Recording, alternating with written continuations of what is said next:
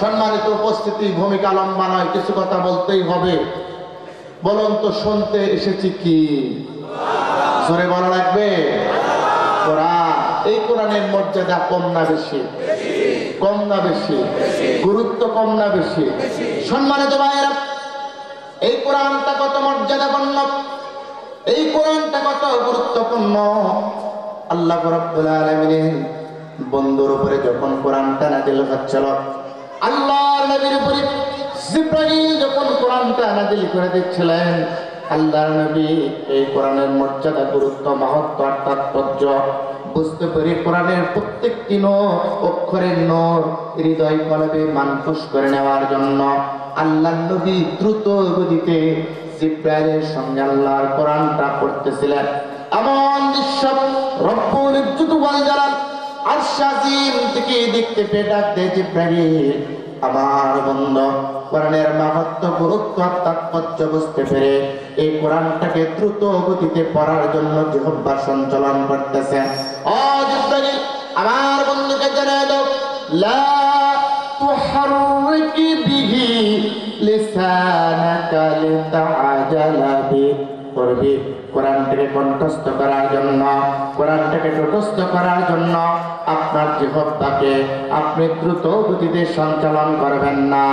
আপনি শুধু আমার জিবরাইলের সঙ্গে একবার কোরআন তেলাওয়াত করান, গোটা কোরআন আপনার সিনার ভিতরে ঢুকিয়ে দেওয়ার মালিক আমি আল্লাহ। সেই কোরআনের মর্যাদা আছে না নাই? এই গুরুত্বপূর্ণ কোরআন, আরো বলছি কত গুরুত্বপূর্ণ কোরআন রব্বুল ইজ্জত ওয়াল জালাল আমাদের জন্য দিয়েছেন।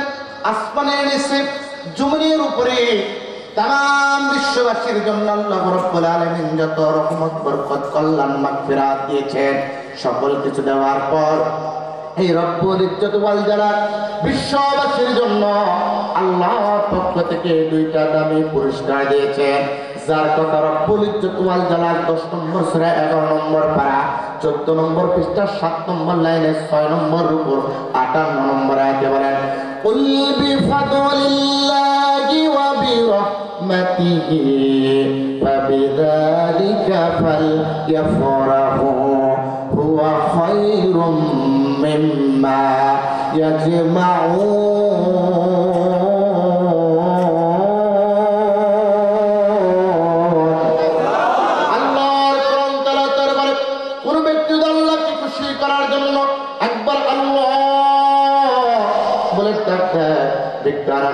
প্রমাণ করে হাটের ভিতরে 84 জায়গায় আল্লাহ শব্দটি লিখে দেওয়ার কারণে আমার আল্লাহ খুশি হয়ে কোরআন তেলাওয়াতের পরে যারা আল্লাহ বলে ডাক দেয় তাদেরকে 4 মিনিটের জন্য আমার আল্লাহ হাটের বেরাম থেকে নিরাপত্তা দিয়ে দেয়।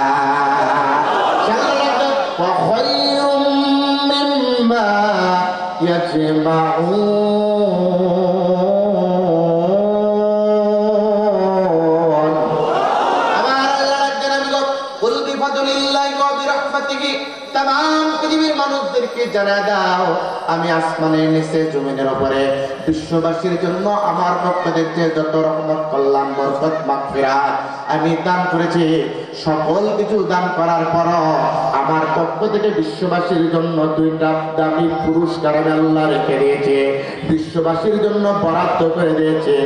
1 নাম্বার হলো রহমত নামক নবী, 2 নাম্বার হলো ফদল নামক কোরআন। সুতরাং রহমত নামক নবী যা পেয়েছো যারা, আর ফদল নামক কোরআন পেয়েছো যারা, ফাবিযালিকা ফালইফরাহু, একমাত্র দেরি করবে না তারা। রহমত নামক নবী আর ফদল নামক কোরআন পেয়েছো যারা, तमाम পৃথিবীতে আনন্দ করবে তারা। কথা রহমত নামক নবী আর ফদল নামক কোরআন পাইলে আনন্দ করা লাগবে। কথা কার? এটা মুসলমানদের জন্য আল্লাহর পক্ষ থেকে শ্রেষ্ঠ 2টা পুরস্কার। 1 নাম্বার পুরস্কার হলো রহমত নামক নবী, আর 2 নাম্বার পুরস্কার হলো ফদল নামক কোরআন। সুতরাং নবী, রহমত নামক নবী পাইল যারা, ফদল নামক কোরআন পাইল যারা, तमाम পৃথিবীতে কেবলমাত্র শুধুমাত্র আনন্দ করবে তারা। জুবান দিয়ে বলুন, ফতোয়াটা যিনি দিয়েছেন তিনি কে? এই কথা আপনাদেরকে বিশ্বাস হয়? কোরআন আর নবী পাইবে যারা, আনন্দ করবে তারা, এটা মানুষের কোনো কথা নয়।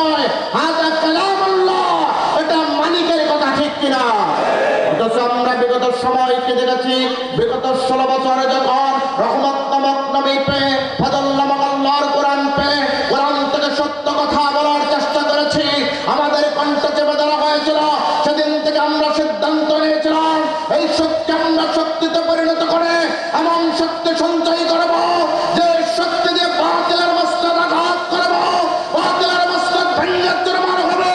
2024 সালের 5 আগস্ট শক্তিতে পরিণত করে আমরা শক্তি সঞ্চয় করে বাতিলের মস্তক আঘাত করেছি, বাতিলের মস্তক ভেঙে চুরমার হয়েছে, বাতিল দিল্লি পালাতে বাধ্য হয়েছে। আর কোনদিন বাতিলকে বাংলার মস্তকে আসতে দেওয়া হবে না, হবে না, হবে না। কে কে যেন হাত তোলে না।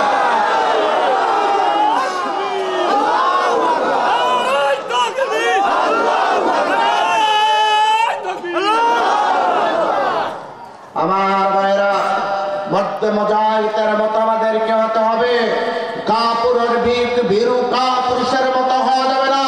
ইল্লাহে তাকবীরের স্লোগানে মাঠে ময়দান মুখরিত হবে। যুবকদেরকে সামনের কাতারে আসতে হবে। কেন মুসলমানদের একটা ইতিহাস আছে। আমরা 313 জন সাহাবাদের লড়াই করেছি, বদর ময়দান সরদাই নয়। আমরা উহুদে লড়াই করেছি, ময়দান সরদাই নয়। খন্দক বিজয় ছিনে এনেছে, ময়দান সরদাই নয়। নবী তাইবে রক্ত ঝরিয়েছে, ময়দান সরদাই নয়। আফ্রিকায় কালেমার শত শত পতাকা উত্তোলন করেছে, ময়দান সরদাই নয়। বিগত 16 বছর জুলুম নির্যাতন নিপীড়ন নিষ্পেষণ অপেক্ষা করে কোরআনের পক্ষে কথা বলে জেল জুলুম হলিয়া মামলা পাঠিয়ে মঞ্চে গেছে, ময়দান সরদাই নয়। কেমন ইমানদার যাবে, ইসলামের জন্য হাত যাবে, পা যাবে, গর্দান যাবে, কল্লা যাবে, রক্ত যাবে, জীবন যাবে, সাদত পালন করবে। ময়দান ছাড়তে পারে না, পারে না, পারে না, পারে না। ঠিক কিনা? রাজি আছেন? ইনশাআল্লাহ। গতবারে যখন কথা বলতেছিলাম, বারবার মাহফিলে আসার আগ পর্যন্ত বাধা দেওয়া হয়েছে, ঠিক কিনা? পুলিশ দিয়ে এসে ঘরে বোঝানো হয় কথা বলবেন না হুজুর, খবর খারাপ। কোথায় গেল আপনার পুলিশ? কোথায় গেল আপনার দাঙ্গা বাহিনী? আজকে তাকিয়া দেখো, এই ভট্ট প্রতাপের মাঠটা হাফিজা মাদ্রাসা, হাফিজা নুরানি মাদ্রাসার জনসমাবেশ প্রমাণ করে পুলিশ দিয়ে র‍্যাব দিয়ে যতই হাঙ্গামা করার চেষ্টা করো, ইমানদারদের ইমান থেকে এক পরিমাণ দূরে সরানো যাবে না, ঠিক কিনা? এটা ব্যক্তির আকর্ষণ নয়, আল্লাহর কোরআনের আকর্ষণে, ঠিক কিনা? আল্লাহ রাগ দিচ্ছেন গোলাম শোনো, রহমত নামক নবী পেয়েছে যারা, ফজল নামক আল্লাহর কোরআন পেয়েছে যারা, একমাত্র দেরি করবে না তারা। ফাবিযালিকা ফালিয়াফরাহু, রহমত নামক নবী আর ফজল নামক কোরআন পেয়েছে যারা, সঙ্গে সঙ্গে কোরআনের সম্মানার্থে আনন্দ করবে, তারা, ঠিক কিনা? মুফাসসিরে কেরাম বলে কি জন্য আনন্দ করবে? তাফসীর বাইজাবির ভিতর আল্লামা নাসিরউদ্দিন বাইজাবি তাফসীর কবীরের ভিতর ইমাম আবু আব্দুল্লাহ মুহাম্মদ ইবনে ওমর ফখরুদ্দিন আর রাজি ব্যাখ্যার ভিতরে লেখেন, কেন আল্লাহ পাক বলেছেন আনন্দ করার কথা, তার কথা আল্লাহ পাক পরমকে ব্যাখ্যা করতেছেন, ওয়া খায়রুম মিম্মা ইয়াজমাউন। কেন আমার আল্লাহ বলছেন तमाम পৃথিবীর একজন মানুষ যা কিছু অর্জন করে, অর্জন বলতে ব্যক্তি অর্থের অর্জন হতে পারে, ক্ষমতার অর্জন হতে পারে, টাকা পয়সার অর্জন হতে পারে, ভালো চাকরির অর্জন হতে পারে, সুন্দরী বইয়ের অর্জন হতে পারে। তামাম পৃথিবীতে একটা মানুষ যা কিছু অর্জন করেছে, সকল অর্জনের চাইতে আল্লাহ রাব্বুল আলামিন যাকে কোরআন দিয়েছে, কোরআনের অর্জনটাই বড়। অর্থাৎ তামাম পৃথিবীতে কোরআনের অর্জনের উপরে বড় অর্জন নাই। এই কোরআন পেয়েছে যারা, তামাম পৃথিবীতে এই বড় অর্জন পাওয়ার কারণে এই দুনিয়াতে আনন্দ করবে, তারা, ঠিক কিনা? অথচ আমরা বিগত সময় দেখেছি বড় অর্জন পাওয়ার পর আনন্দ তো করার কথা দূরের কথা, বরং তাদের চোখের ভিতরে পানি, হাতের ভিতরে গানকা, গলার ভিতরে ভিতরে ফাঁসিয়ে রশি, অত সেটা হওয়ার কথা ছিল না। কেননা এই কোরআনটা কোনো ব্যক্তিগত দলের কিতাব নয়, এই কোরআনটা হলো আল্লাহর কোরআনে, আল্লাহর পক্ষ থেকে আসছে। আর আল্লাহ বলেছেন এই কোরআনের দাওয়াত দেওয়া লাগবে, কোরআন পেয়ে আনন্দ করা লাগবে, ঠিক কিনা? তাহলে বন্ধু আমার প্রশ্ন আসতে পারে, হুজুর যারা আনন্দিত হতে পারে নাই, নির্যাতন নিপীড়নে কোরআনের কথা বলতে গিয়ে নিপীড়িত নিষ্পেষিত হয়েছে, তাদের জন্য লাভ কি? আমার আল্লাহ বলছেন মান জাআলাল কুরআনা আমামাহু ক্বাদাহু ইলাল জান্নাহ, যে ব্যক্তি কোরআনকে সামনে রেখে কোরআনের দাওয়াত দেয়, কোরআনের প্রচার করে, কোরআনের অনুসরণ করে, কোরআনের অনুকরণ করে আর কোরআন ভিত্তিক জীবন গঠন করে, কিয়ামতের ময়দানে মুসিবতের কালে আল্লাহর কোরআন তাদেরকে নেতৃত্ব দিয়ে দিয়ে আল্লাহর জান্নাতে নিয়ে যাবে। সুতরাং কোরআনের পক্ষে যারা ছিল, কোরআনের পক্ষে যারা ছিল, কোরআনের পক্ষে আন্দোলন করেছে, কোরআনের পক্ষে জেলে গিয়েছে, কোরআনের পক্ষে বাড়িতে চলেছে, কোরআনের পক্ষে অপমানিত হয়েছে, তাদের হতাশ হওয়ার দরকার নাই। আল্লাহ রাব্বুল আলামিন বলেন আমি রব্বুল ইজ্জত ওয়াল জালাল জানায় দিলাম ওয়া হুদাও ওয়া রাহমা, আল্লাহর কোরআনের সঙ্গে লেগেছিল যারা আমার পক্ষ থেকে হেদায়েত আর রহমত পাবে, তারা হেদায়েত আর রহমত পায় যারা, অবশ্যই আলিল মুসলিমিন ওদেরকে জানায় দাও আল্লাহ জান্নাতের সুসংবাদ পায় তারা। সুতরাং মুসলমানরা আল্লাহর জান্নাতের জন্য জেল জুলুম বলিয়া হামলা মামলা পরোয়া করে না, বরং আল্লাহর জন্য, আল্লাহর দিন প্রতিষ্ঠা করার জন্য, আল্লাহর পথে জীবন দিয়ে শাহাদাতের তামান্নায় উজ্জীবিত হয়ে শহীদ হিসাবে নিজেদেরকে পরিচয় দিতে চাই, ঠিক কিনা? কেননা শহীদের চাইতে গর্ব আর কিছু না। আল্লাহ বলছেন ওয়ালা তাকুলু লিমান ইউকতালু ফি সাবিলিল্লাহি আমওয়াত বাল আহয়াউ ওয়ালাকিন লা তাশউরুন। আল্লাহ বলছেন আমার দিন প্রতিষ্ঠা করার জন্য, কোরআনের কথা বলতে গিয়ে, কোরআনের বিধান মানার করার কারণে, কোরআনে আন্দোলন করার কারণে, আল্লাহর পথে অটল আর অবিচল থাকার কারণে যাদেরকে মৃত্যুবরণ করানো হয়, যাদেরকে শহীদ করে দেওয়া হয়, ওদেরকে তোমরা মৃত বলো না, বাল আহইয়া, বরং তারা জীবিত, ওয়ালাকিন লা তাশউরুন, বরং দুনিয়ার মানুষ তোমরা বুঝতে পারো না, উপলব্ধি করতে পারো না। আমি আল্লাহ বললাম ওরা হলো শহীদ ইনদা রাব্বিহিম ইরযাকুন, এমনকি আমার পক্ষ থেকে তারা রিজিক পায়। সুতরাং কোরআনের আন্দোলন করতে গেলে টেকটক থেকে তেতুলিয়া, রূপসা থেকে পাতুরিয়া, সুন্দরবন্দর থেকে বান্দরবান পর্যন্ত তারা শাহাদাত পালন করেছে, ওরা মৃত নয়, বরং ওরা আমাদের কাছে জিন্দা, আর ওরাই হলো শহীদ, ওরাই হলো আল্লাহর জান্নাতি, কথা বলেন ঠিক কিনা? সেই জন্য কোরআনের পথে থাকা লাগবে, কোরআনের পথে মানা লাগবে, কোরআনের পথেই নিজের জীবনটা পরিচালনা করা লাগবে। যদি করতে পারো আল্লাহর পক্ষ থেকে রহমত আর বরকত পাবা, রহমত আর বরকত আর হেদায়েত পাবে যারা, আল্লাহ পাক বলেন জান্নাতের সুসংবাদ পাবে তারা। এইবার বলো সেই গুরুত্বপূর্ণ কোরআন শুনতে এসেছেন, খুশি না বেজা? কি করে বলো? খুশি। আল্লাহর কোরআন যারা শুনতে খুশি হয়েছেন, এইবার জুবান দিয়ে বলুন তাদের টার্গেট কে? আরো ধরে বলা লাগবে। আল্লাহর কোরআন শুনতে গিয়ে যাদের টার্গেট হয় আল্লাহ, তাদের জন্য আল্লাহ রাব্বুল আলামিন এবার জানায় দিচ্ছেন, শোনো তোমরা যারা কোরআন শুনতে এসেছো, তোমাদের টার্গেট যদি কেবল আল্লাহ হয় তাহলে তোমরা শুনে রাখো, আমার পক্ষ থেকে পুরস্কার নয়। সাহাবা দাঁড়িয়ে গেলেন, ইয়া রাসূলুল্লাহ, ইয়া হাবিবাল্লাহ, আল্লাহর কোরআনের সাথে যারা জীবন পরিচালনা করে, কোরআনের আইন কানুন নিয়ম নীতি বিধি ও বিধান অনুযায়ী নিজেকে সাজায় যারা, আল্লাহর পক্ষ থেকে কি পুরস্কার পাবে? এইবার নাই বলেন সাহাবা শোনো, 9 নম্বর সূরা 11 নম্বর পারা 3 নম্বর পৃষ্ঠার 11 নম্বর লাইনে 111 নম্বর সূরাতুত তাওবার ভিতরে ইন্নাল্লাহা আশতারা মিনাল মুমিনিনা আনফুসাহুম ওয়া আমওয়ালাহুম বিআন্না লাহুমুল জান্নাহ ইউকাতিলুনা ফি সাবিলিল্লাহি ফায়াকতুলুনা ওয়া ইউকতালুন।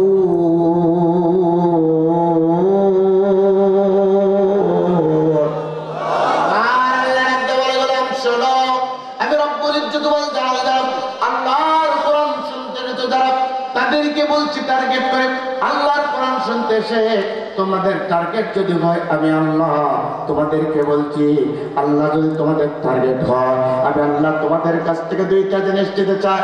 এক নম্বরে হলো জান, দুই নম্বরে হলো মাল। অর্থাৎ জানের কুরবানি আল্লাহর জন্য, মালের কুরবানি হবে তোমাদের আল্লাহর জন্য। যারা কোরআনের ময়দান থেকে ঘোষণা করবে জানের কুরবানি আল্লাহর জন্য, মালের কুরবানি আল্লাহর জন্য, আমি আল্লাহ পাক তাদেরকে জানাই দিলাম যে আন্না লাহুমুল জান্নাহ, আমি আল্লাহ বললাম আমার জান্নাত হবে তাদের জান্নাত। আজকের ময়দান থেকে যদি বলতে পারি আমাদের জানের মাল দুনিয়ার কোন নেতা নেত্রীর জন্য হবে না, আমাদের জানের মাল আল্লাহর জন্য হবে। আল্লাহ বলেন তাদের জন্য জান্নাত হবে। কথা কার? আয়াতটা নিয়ে আসলাম তাফসীরে মাজারির ভিতরে আল্লামা সানাউল্লাহ পানিপতি সুন্দর করে ব্যাখ্যা করেছেন। শুধুমাত্র দুইটাই নয়, আল্লাহ পাক বলে আরো দুইটা জিনিসের প্রতিশ্রুতি দিবা নাকি বান্দা? বলো, বান্দা যদি আরো দুইটা দেয়, কুল ইন্না সালাতি ওয়া নুসুকি ওয়া মাহইয়ায়া ওয়া মামাতি লিল্লাহি রাব্বিল আলামিন। যারা বলবে এই নামাজ আল্লাহর জন্য, আমার কুরবানি হবে আল্লাহর জন্য, এই কুরবানি মানে শুধুমাত্র গরু কুরবানি, যারা বলো সময়ের কুরবানি, অর্থের কুরবানি, টাকা পয়সার কুরবানি, এই যে সময় দিচ্ছেন আল্লাহর রাস্তা, এই কুরবানি যারা বলবে হবে আল্লাহর জন্য, যাদের বেঁচে থাকা হবে আল্লাহর জন্য, মরে যাওয়া হবে আল্লাহর জন্য। আল্লাহ বলেন লিল্লাহি রাব্বিল আলামিন। যারা বলবে এই চারটা হবে, নামাজ হবে আল্লাহর জন্য, সময়ের কুরবানি হবে আল্লাহর জন্য, বেঁচে থাকা হবে আল্লাহর জন্য, মরে যাওয়া হবে আল্লাহর জন্য, আমি রব্বুল ইজ্জত ওয়াল জালাল বললাম আমার পক্ষ থেকে বলছে আমি আল্লাহ হয়ে যাব তাদের জান্নাত। আর আল্লাহ যদি তাদের জন্য হয় কি করবে? এবার আল্লাহ রব্বুল আলামিন ব্যাখ্যা দিচ্ছেন 2 নম্বর সূরা 3 নম্বর বার 2 নম্বর পৃষ্ঠার প্রথম নম্বর লাইন 257 নম্বর। আল্লাহু ওয়ালিয়ুল্লাযীনা আমানু ইউখরিজুহুম মিনাস যুলুমাতি ইলান নূর। আমি আল্লাহ রাব্বুল আলামিন আমাকে যারা প্রতিশ্রুতি দেবে, আমি যারা আমাকে যারা প্রতিশ্রুতি দেবে আর জীবন হবে আল্লাহর জন্য, মরণ হবে আল্লাহর জন্য, বেঁচে থাকা হবে আল্লাহর জন্য, মরে যাওয়া হবে, নামাজ হবে, কুরবানি হবে আল্লাহর জন্য, ওরা হলো ঈমানদার। ওই ঈমানদারদেরকে আমি আল্লাহ পাক পুরস্কার হিসেবে ধরা দেয়।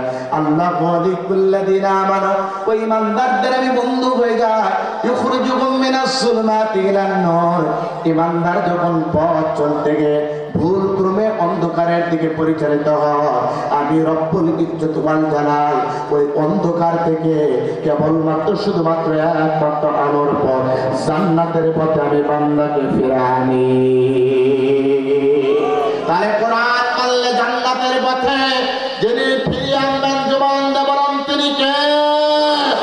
এই জান্নাতের পথে ফিরিয়ে আনার জন্য বিগত 16 বছর টেকনাফ থেকে তেতুলিয়া, রূপসা থেকে পাতুরিয়া, সুন্দরবন থেকে বান্দরবন পর্যন্ত আলেম ওলামা দাওয়াত দিয়েছে।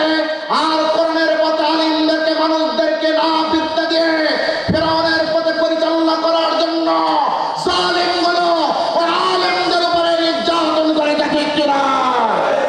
আপনারা দেখেছেন ফিরআউনের উত্তরসূরি হয়ে, নমরুদের উত্তরসূরি হয়ে, হামান আর কারুনের উত্তরসূরি হয়ে জগদ্দল পাথরের মতো জাতির মাথার উপরে বসে আল্লাহর কোরআনের মাহফিলে 140 জারি করে নাস্তিকবাদী শিক্ষা ব্যবস্থা চালু করে রাস্তার মোড়ে মোড়ে বাবার মূর্তি নির্মাণ করে আল্লাহর কোরআনকে নিষিদ্ধ করার পায়তারা করেছিল যারা, সেখান থেকে আল্লাহ পাক এক ধাক্কা দিয়েছে, পিছনের দরজা দিয়ে এরা পালাতে বাধ্য হয়েছে। আর কোনদিন এই তৌহিদবাদী জনতা জালেমদেরকে আসতে দেবে না, ঠিক কিনা? এই জন্য কোরআনের পক্ষে থাকতে রাজি আছি না ইনশাআল্লাহ আমার ভাইরা। কিন্তু আপনারা বলছেন কোরআনের পক্ষে থাকবো, আমরা ইমানদার হব, ওই পাশ থেকে যে বলতেছে যে শর্ট করে ঢুকে যাবে, কি করবে? শর্ট করে ঢুকে যাবে। আমরাও বলে বলবো সমস্যা নাই, আমরা প্রস্তুত আছি। একদিন আগে আইনা ঘরের প্রতিশ্রুতি দেখাইছে, শর্ট করে আসবেন, কট করে ধরবো, আয়না করে ঢুকে দেবো, ঠিক কিনা? বুবু আইবা, বুবু আইবা গো, সেই দিন সব ক্ষমতা পাইবা না। বুবু আইবা, বুবু আইবা গো, সেই দিন সব গহদি পাইবা না। সুতরাং ক্ষমতার লোক যতই আপনি ধরুক না কেন, আর বাংলাদেশের মানুষের উপরে জুলুম নির্যাতন করা যাবে না। এই জন্য আপনাদেরকে তাফসীর মাহফিল শুনলেই হবে না, বরং থেকে এখান থেকে শিক্ষা নিয়ে নিজেদের জীবনটা সাজায়া মৃত্যুর জীবকালে আপনাদেরকে ঈমানটা নসিব করানো লাগবে। কারণ আল্লাহ বলছেন, আল্লাহ বলছেন, মান ক্বালা আখিরু কালামিহি লা ইলাহা ইল্লাল্লাহ أصابت دخل الجنة وفي رواية من قال آخر كلامه لا إله إلا الله دخل الجنة الله নাই বলছেন যে ব্যক্তি ইমানের বলে বলিয়ান হয় আর মৃত্যুর সময় ওই ইমান অবস্থায় যখন মৃত্যুবরণ করবে, এমন অবস্থায় যখন মালাকুল মউত তার কাছে এসে যায়, ওই ব্যক্তি যদি শেষ কথা কয় লা ইলাহা ইল্লাল্লাহ ওয়াজাবাত দাখালাল জান্নাহ, আমি নবী বললাম মরার পরে পাবে আল্লাহর জান্নাত। এই জান্নাতি মানুষ হওয়ার দরকার আছে না নাই? আমার ভাইয়ের আজকের রাতটাও গুরুত্বপূর্ণ রাত, লাইলাতুন নিসফে মিন শাবান, শাবানের 14 শাবান, এই দিবাগত রাত্রিতে আল্লাহ রাব্বুল আলামিন মানুষকে ক্ষমা করে দেন। বিশ্বনবীর হাদিস, আল্লাহর নবী ইন্নাল্লাহা লা ইয়াত্তালিউ ফি লাইলাতুন নিসফে মিন শাবান, আল্লাহ নবী বলছেন মধ্য শাবানের এই রজনীতে আল্লাহ রাব্বুল আলামিন দয়া পরবশ সকল মানুষদেরকে ক্ষমা করে দেন, কিন্তু দুইটা শ্রেণীর মানুষদেরকে ক্ষমা করেন না। এক নাম্বার হলো মুশরিকিন আর দুই নাম্বার হলো মুশাহিদ। তার মানে এক নাম্বার হলো মুশরিক যারা শিরক করে, আর দুই নাম্বার যারা হিংসায় জর্জরিত হয়ে যায়। সকল মাপ পাইলে আজকের রজনীতে ওই দুই শ্রেণীর মানুষ আল্লাহর দরবারে মাপ পাবে না। কারণ আজকের রাতটা হলো গুরুত্বপূর্ণ রজনী। কিতাবের ভিতরে এসেছে তাম পৃথিবীর সর্বশ্রেষ্ঠ একজন আল্লাহর ওলি ছিলেন মালিক ইবনে দিনার। জীবনের ভিতরে এসেছে আজকের রাত কত বড় গুরুত্বপূর্ণ রজনী। কান লাগান, মনোযোগ দেন। আজকের রাতে গুরুত্বপূর্ণ কত মালিক ইবনে দিনার তার ঘটনার ভিতরে এসেছে। মালিক ইবনে দিনার স্টেজের ভিতরে বক্তৃতা করতেছে, হঠাৎ করে একজন যুবক দাঁড়িয়ে গেলেন, ডাক দিয়ে বলছেন, মালিক ইবনে দিনার, কিছুদিন পূর্বে, আজ থেকে 10 বছর পূর্বে তোমাকে তো আমি মদের আড্ডাখানায় দেখেছি, পোস্ট কোয়ার্টারে দেখেছি, কিন্তু 10 বছর পরে দেখে আল্লাহর কোরআনের বার্তা দিচ্ছ, কোরআনের কথাগুলো প্রচার করছো, কারণকে মালিক ইবনে দিনার সঙ্গে সঙ্গে ডাকতে বললেন, হে যুবক, আমার আল্লাহ বলছেন, ইয়া আইয়ুহার রাসূল বাল্লিগ মা উনজিলা ইলাইকা মির রাব্বিক ওয়া ইন লাম তাফআল ফামা বাল্লাগতা রিসালাতাহু ওয়াল্লাহু ইয়াসিমুকা মিনান নাস। আমার আল্লাহ আমাকে পয়গাম দিয়েছে, আল্লাহর কোরআনের দাওয়াত দেওয়া লাগবে। যুবকটা দাঁড়িয়ে গেল, ও মালিক ইবনে দিনার, তুমি তো ছিলে মদখোর। আল্লাহ পাক বলছেন, ইন্নামাল খামরু ওয়াল মাইসিরু, আল্লাহ পাক তো মদ জুয়া এগুলোকে হারাম করে দিয়েছে, হারাম তুমি খাও। আবার স্টেজে এসে বর্ণনা করো, ও মালিক ইবনে দিনার, 10 বছর পূর্বে তো তোমাকে আমি মদের আড্ডাখানায় দেখেছি, কি পুঁজি পাইলে এরপরে তুমি ভালো হয়ে গেলে? তোমার কাছে জানতে চাই, আগে তোমার ভালো হওয়ার কাহিনী বর্ণনা করবা, তারপরে কোরআনের তাফসীর করবা। মালিক ইবনে দিনার মাথাটা নিচু করলেন। আল্লাহর ওলি মালিক ইবনে দিনার মাথাটা নিচু করলেন। মাথাটা নিচু করার পর এইবার যুবকের দিকে থেকে আবার, যুবক শুনতেই চাও যখন, ইন্সপায়ার করার জন্য বলছি, শোনো, আজ থেকে 10 বছর পূর্বে যখন লাইলাতুন নিসফে মিন শাবান, শাবানের রজনী আসলো, ওই সময় আমি মদ কেনার জন্য মদের কোয়ার্টারে চলে গেলাম। যাওয়ার পর দেখলাম লোকালের একজন মানুষও নাই, মদের যে কোয়ার্টার আছে এটা বন্ধ করে এই মানুষগুলো চলে যাচ্ছে। আমি তাদেরকে হাতে ধরলাম, পায়ে ধরলাম, ধরার পর একটা বোতল মদ চাইলাম। ও অল্প দাম নয়, বরং কয়েক গুণ দাম বেশি দিয়ে একটা মদের বোতল নিলাম। শর্ত হলে এখানে খাওয়া যাবে না। আমি চলে আসলাম। বাড়িতে আসার পর আমি মদের বোতলটা খুলবো, খুলে আমি মদের বোতলটা পান করব, এই জন্য আমি টেবিলের উপরে মদের বোতলটা রেখেছি, চেয়ারের উপরে বসেছি। ঘরের দিকে লক্ষ্য করে দেখি আমার সতী সাধবী বিবি কোরআন তেলাওয়াত করতেছে।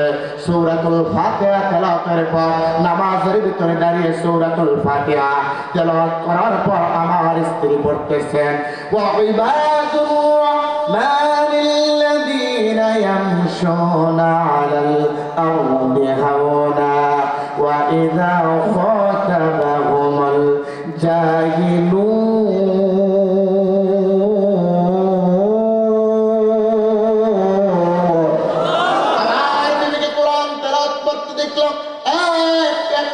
রুকু শেষ করে গেলে দ্বিতীয় রুকুর জন্য আমার তুমি দাঁড়ালেন। দাঁড়ানোর পর তিনি বলতেছেন, ইয়াউমা ইয়াকুমুর রূহু ওয়াল মালাইকাতু সাফফান লা ইয়াতাকাল্লামুন।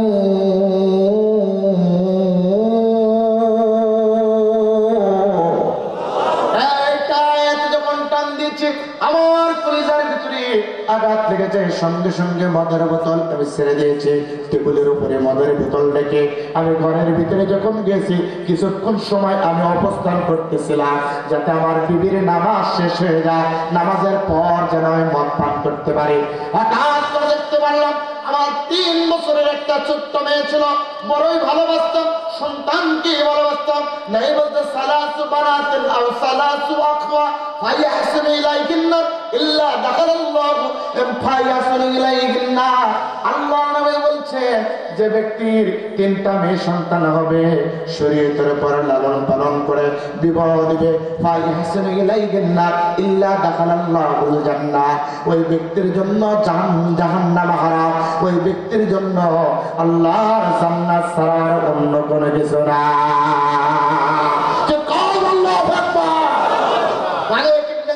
আমি মদ খাইতে পারি কিন্তু আল্লাহর নবীর হাদিস তো আমার চোখের ভিতরে ছিল, এই জন্য আমার ছোট্ট সন্তানকে আমি ভালোবাসতাম।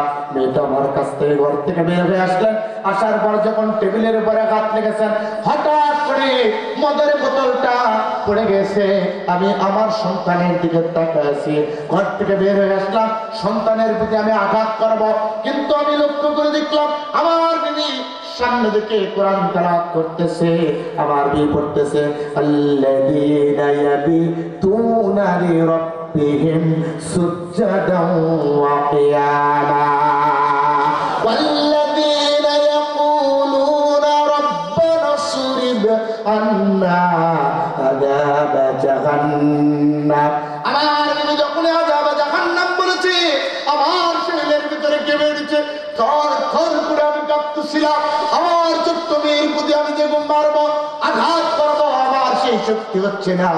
আমার বিবি যতই কোরআন তেলাওয়াত করে আমার অন্তরটা নরম হয়, আমার শরীরটা শীতল হয়। আমি আমার সন্তানের প্রতি আঘাত না করি। ঘরের দিকে আমি ফিরে আসলাম, ঘরের দিকে ফিরে আসার পর আমি ঘুমিয়ে গেলাম। ঘুমিয়ে যাওয়ার পর সময় কেটে গেল।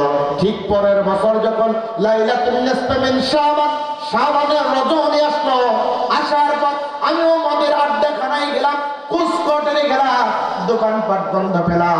এইবার মদের আড্ডাখানা থেকে হাত পা ধরে একটা বোতল আমি মদ নিয়ে আসলাম। নিয়ে আসার পর আমি ঘরের ভেতরে আসলাম। আসার পর ওই যে টেবিল দেখেছিলাম, ওই টেবিলের উপরে যখন আমি মদের বোতলটা রেখেছি, মদের বোতলটা রাখার পর হাউ মাউ করে বুকের ভিতরে একটা টাপ দিয়েছে। আমার চোদ্দ দরজায় পানি পড়তেছে, আমার হৃদয়টা কাঁপে। আল্লাহ বলছে পাথর কাঁদে, মানুষের হৃদয় কাঁদে না। আমার অন্তরটা এত কঠিন হয়ে গেছে, আমার হৃদয়টা কাঁপে না, এমন কঠিন হৃদয়। কিন্তু আজকের কি হলো, মদের আড্ডাখানা থেকে ফিরে এসে যখন মদের বোতলটা টেবিলের উপরে রেখেছি আমার অন্তরটা কাঁপতে শুরু করেছে। ঘরের দিকে লক্ষ্য করে দেখলাম, আহারে এই ঘরের ভিতরে তো আমার ছোট্ট মেয়েটা ছিল। আজ থেকে 3 মাস পূর্বে আমার ছোট্ট সন্তানটা না। ইন্না লিল্লাহি ওয়া ইন্না ইলাইহি রাজিউন। গত বছর আমার সন্তানটাকে আঘাত করার জন্য আমি চিন্তা করেছিলাম, কিন্তু আজকে এমন একটা পরিস্থিতি দাঁড় করেছে, সন্তানটা না। আমি প্রতি সন্তানকে যদি আঘাত করতাম আজকে তো আমি সন্তানের সঙ্গে মর্যাদা হয়ে যেতাম। সুতরাং আমার সন্তান নাই, আমার অন্তরটা কেঁপে উঠল, আমি সন্তানের মায়ে উদ্বেলিত হয়ে গেলাম, সন্তানের মালায় শোকাহত হয়ে আমি এইবার মদের বোতলটা নিয়ে দিচ্ছি বাহিরে ফেলে দিয়ে আসলাম। এইবার আমি ঘুমিয়ে গেলাম। ঘুমিয়ে যাওয়ার পর গভীর ঘুম আমাকে ধরেছে। এমন সময় দেখলাম আমি মালিক ইবনে দিনার লক্ষ্য করে দেখলাম বিশাল বড় একটা সাপ আমাকে ধাওয়া করেছে, দৌড়ানে দিয়েছে। জিন্দেগির বয়সে এত বড় সাপ আমি কোনোদিন দেখি না। লাইলাতুন নিসফি মিন শাবান, শাবানের এই রজনীতে আমি দেখতে পাচ্ছি, আমি ঘুমন্ত অবস্থায় আমি স্বপ্নে দেখতেছি বড় একটা বৃহৎ সাপ আমাকে দৌড়ানে দিয়েছে। এত বড় সাপ আমি ইতিপূর্বে দেখি না। দৌড়াইতে দৌড়াইতে দৌড়াইতে সামনের দিকে লক্ষ্য করলাম একজন বৃদ্ধ, জরাজীর্ণ বৃদ্ধ ব্যক্তির দেখা পেলাম। বৃদ্ধর কাছে জিজ্ঞাসা করলাম, বাজান আমাকে কি সাহায্য করা যায়, সাপের হাত থেকে আমাকে কি বাঁচানো যায়? এইবার বৃদ্ধ বলতেছে, আমার শরীরটা বড় দুর্বল, এত বড় সাপ, এত শক্তিশালী সাপ, এই সাপের হাত থেকে তোমাকে রক্ষা করা সম্ভব নয়। তবে তোমাকে একটা দিকের দিশা দিচ্ছি, ওই দিকের দিশা হলো সামনে একটা পাহাড় পাওয়া যাবে, ওই পাহাড়ের উপরে উঠবা, ডান দিকে তুমি চলে যাবা। যদি যাবা ওখানে কিছু মানুষ পাওয়া যাবে, ওরাই তোমাকে পারলে রক্ষা করতে পারবে, নচেত দুনিয়ার কেউ তোমাকে রক্ষা করতে পারবে না। আমি দৌড়াইলাম, দৌড়াইতে দৌড়াইতে দৌড়াইতে আমি একটা পাহাড়ের উপরে উঠলাম। লক্ষ্য করে দেখি পাহাড়ের নিচের দিকে, সামনের দিকে লক্ষ্য করে দেখি ফুটন্ত আগুন, আর পিছনের দিকে লক্ষ্য করে সাপ আমাকে দৌড়ানি দিয়েছে, আমাকে খেয়ে ফেলবে। আমি সামনে দিকে যাই, আগুনের ফুটন্ত আগুনের ভিতরে পড়বো, পিছনে আসলে আমাকে সাপ খেয়ে ফেলবে। মরি পড়ে গেল, বিদ্যাটা বলেছিল ডান দিকে দৌড়ানি দিতে হবে। এইবার আমি ডান দিকে দৌড়ানি দিলাম। দেওয়ার পরে দেখলাম একটা বাগান, ওই বাগানের দরজায় একজন দারোয়ান বসে আছে।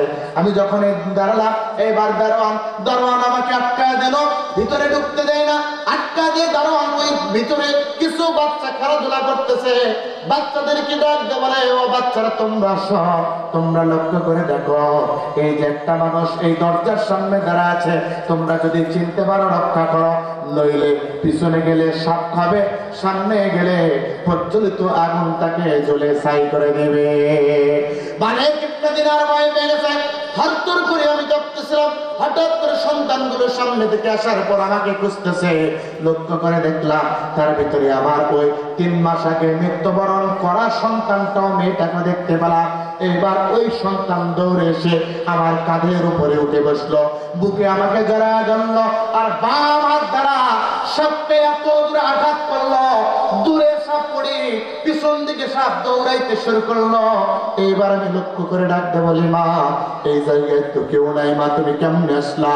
এইবার মা আমার ডাকতে বলে, বাবা আমি যখন মৃত্যুবরণ করেছি আমার যত কোনো বয়স হয় নাই, আল্লাহ রাব্বুল আলামিন এইবার জান্নাতি সন্তান হিসাবে আমাকে ইব্রাহিম আলাইহিস সালাতু ওয়াস সালামের তত্ত্বাবধানে এই জান্নাতি বাগানের ভিতরে রেখে দিয়েছে।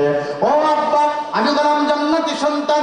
এইবার মালিক ইবনে দিনার ডাক দিয়ে বলে, মা বুঝলাম তুমি জান্নাতি সন্তান, কিন্তু যে সাপটাকে দেখতে পেলাম ওই সাপটা কি, ওই সাপটা কি?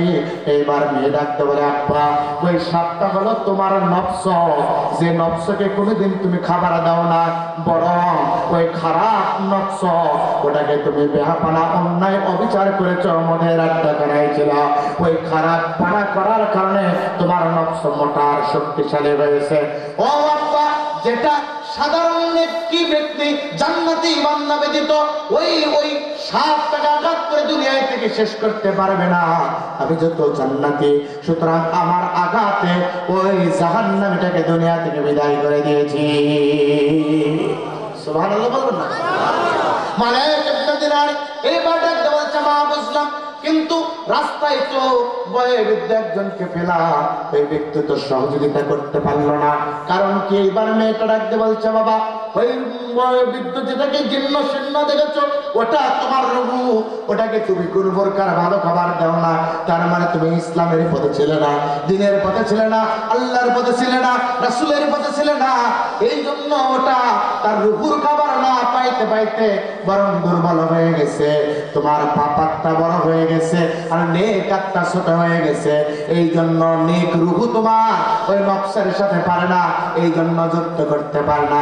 ও বাবা, এখনো কি সময় হবে না ওই রূহুর খাবার, নফসের খাবারটা বন্ধ করে দিয়ে রূহুর খাবারটা জ্বালা দিয়ে জান্নাতি বান্দা হওয়ার সময় কি হবে না? এইবার মানে দিনার মানে সন্তানটাকে বুকের উপর নিয়ে আমি এইবার আল্লাহর দিকে বললাম, ইয়া আইয়ুহাল্লাযীনা আমানু তুবু ইলাল্লাহি তাওবাতান নাসুহা। ও মা, আমি মানের বলি আর বলতে চাই, আল্লাহর কাছে তওবা করলাম, তওবায়ে নাসুহা করলাম। আল্লাহ নাসুহা করতে বলেছে যে তওবা করলে আর কোনদিন পাপ কাজে ফেরা যায় না। আমি ওই দিন তওবা করেছিলাম, ওই দিন ঘুম থেকে আমি জাগ্রত হয়ে গেলাম, আমার গা ঘামতেছে, সুন্দর করে আমি গোসল করলাম, তারপর ওযু করলাম। লাইলাতুল নিসফি মিন শাবান, শাবানের রজনীতে আমি এশার ফজর ফরজ নামাজ আদায় করলাম, তারপরে নফল নামাজের ভিতরে লেগে গেলাম, আল্লাহর কাছে তওবা করলাম। আল্লাহ পাক আমাকে আল্লাহর তওবা, আমার তওবা কবুল করে আল্লাহর ওলিতে পরিণত করে দিয়েছে। সুতরাং আজকের এই ময়দান থেকে এই লাইলাতুল নিসফি মিন শাবানে আমাদের ভুল ত্রুটি যা কিছু আছে তওবা করে আমরা ফিরবো বাড়িতে। কে কে রাজি আছেন তো হাত আল্লাহকে দেখা দেন, আল্লাহ কবুল করে বলো আমিন। আমার ভাইরা সব, আমি যত গভীর রাতে চলেছে, মন মস্তিষ্ক দুটাই আপনাদের কষ্টকর, ঠিক কিনা? এই জন্য আসুন ডাইরেক্টলি আমি আলোচনার দিকে, তাফসীরের ভিতরে যাচ্ছি। আমার সাথে বরং অল্প সময় তাফসীর করব, বুঝে নিয়ে যাওয়া লাগবে কোরআন থেকে ইনশাআল্লাহ। আমার ভাইরা আমার সাথে বলেন, আউযু বিল্লাহি মিনাশ শাইতানির রাজীম, বিসমিল্লাহির রাহমানির রাহিম। আমি ভিতরে তোমার ডাক মরদুদ শয়তানের ওয়াসওয়াসা থেকে পানাহ চাচ্ছি আল্লাহর কাছে, দয়াময় আল্লাহর নামে শুরু করছি, বলুন আমিন। যে সূরাটা আপনাদের সামনে তেলাওয়াত করেছি, এই সূরাটির নাম হলো সূরাতুত তাওবা। কোন সূরা? তাওবা। তাওবা শব্দের অর্থ হলো ফিরে আসা, তাওবা শব্দের অর্থ হলো প্রত্যাবর্তন করা, তাওবা শব্দের অর্থ হলো অনুশোচনা। তার মানে বিগত জিন্দেগিতে যত অপরাধ ছিল, অপরাধ থেকে ফিরে আসা লাগবে কার দিকে? জোরে বলুন, কার দিকে? আল্লাহর দিকে ফিরে আসবো ইনশাআল্লাহ। এটা পবিত্র কালামুল্লাহ শরীফের 9 নম্বর সূরা। এখানে মনোযোগ দেন, আয়াত আছে 129টি, রুকু আছে 16টি, শব্দ আছে 2478টি, অক্ষর আছে 10480টি, জবর আছে 3931টি, জের আছে 1252টি, পেশ আছে 1455টি, সাকিন আছে 1232টি, তাসদিদ আছে 865টি, নোক্তা আছে 4761টি। মাশহুর উলামায়ে কেরামদের মতে সূরাটি নাযিল হয়েছে মদিনায়। চিৎকার বলুন আল্লাহু আকবার, আর জোরে বলেন আল্লাহু আকবার। সূরাটির নাম কি? তাওবা। জোরে বলেন। তওবা শব্দের অর্থ কি? ফিরে আসা। তওবা শব্দের অর্থ কি? ফিরে আসা। আমরা তো ফিরে আসবো ইনশাআল্লাহ। আয়াত আছে 129, আবার বলছি, রুকু আছে 16, শব্দ আছে 2478, জবর আছে, অক্ষর আছে 10480, জবর আছে 3931, জের আছে 1252, এরপরে পেশ আছে 1455, সাকিন আছে 1232, তাসদিদ আছে 865, আর নোক্তা আছে 4761, 61 মশহুর উলামায়ে কেরামদের মতে সূরাটি নাযিল হয়েছে মদিনা। চিৎকার আল্লাহু আকবার। সম্মানিত ভাইরা, সূরাটি কেমনে নাযিল হয়েছে? আপনারা দোয়া করেছেন, 5টি তাফসীর কিতাব থেকে হাওলা দিচ্ছি। 129 আয়াতের ভিতরে একটা মাত্র আয়াত তেলাওয়াত করেছি, সেটা হলো 119 নম্বর আয়াত তেলাওয়াত। এই সূরাটির কেমনে নাযিল হলো আয়াতটি তাফসীর কাবীরের ভিতরে ইমাম আবু আব্দুল্লাহ মুহাম্মদ ইবনে উমর ফখরুদ্দীন রাজি তাফসীর কাবীরের ভিতরে বর্ণনা করেন। তাফসীর বাইজাবির ভিতরে আল্লামা নাসিরউদ্দিন বাইজাবি, তাফসীর মাদারিল ভিতরে আল্লামা সালাউল্লাহ পানিপতি, तमाम পৃথিবীর সবচেয়ে বড় তাফসীর গ্রন্থ রুহুল মাআনি আল্লামা মুহাম্মদ আলী বলেন, এই সূরাটি এই আয়াতটি কেমনে নাযিল হলো। আর নাযিলের ব্যাখ্যা বর্ণনা করতে গিয়ে বলছেন, নবম হিজরির রজব মাস আল্লাহর নবী মদিনাতুল মুনাওয়ারার রাষ্ট্রক্ষমতায়, আল্লাহর নবী যখন মদিনা মুনাওয়ারার প্রেসিডেন্ট, ওই মদিনা মুনাওয়ারার প্রেসিডেন্ট আল্লাহর নবীকে হতে দেখে ওই সময়ের তৎকালীন সময়ের পাওয়ারফুল রাষ্ট্র হলো রোম। পরিকল্পনা করল মক্কাবাসীর সাথে মুহাম্মদ ইবনে আব্দুল্লাহ ইবনে আব্দুল মুত্তালিব রাষ্ট্র ক্ষমতায় গেছে মদিনাতুল মুনাওয়ারার। মুহাম্মদ ইবনে আব্দুল্লাহ ইবনে আব্দুল মুত্তালিবের মদিনার রাষ্ট্রটা আক্রমণ করা লাগবে। মুহাম্মদকে মদিনার রাষ্ট্র থেকে বিদায় করে দিয়ে মদিনার রাষ্ট্র দখল করে ইসলামপন্থী যারা আছে তাদেরকে দুনিয়া থেকে বিদায় করে ওই রাষ্ট্রটা দখল করে আমাদের অধীনে নেওয়া লাগবে।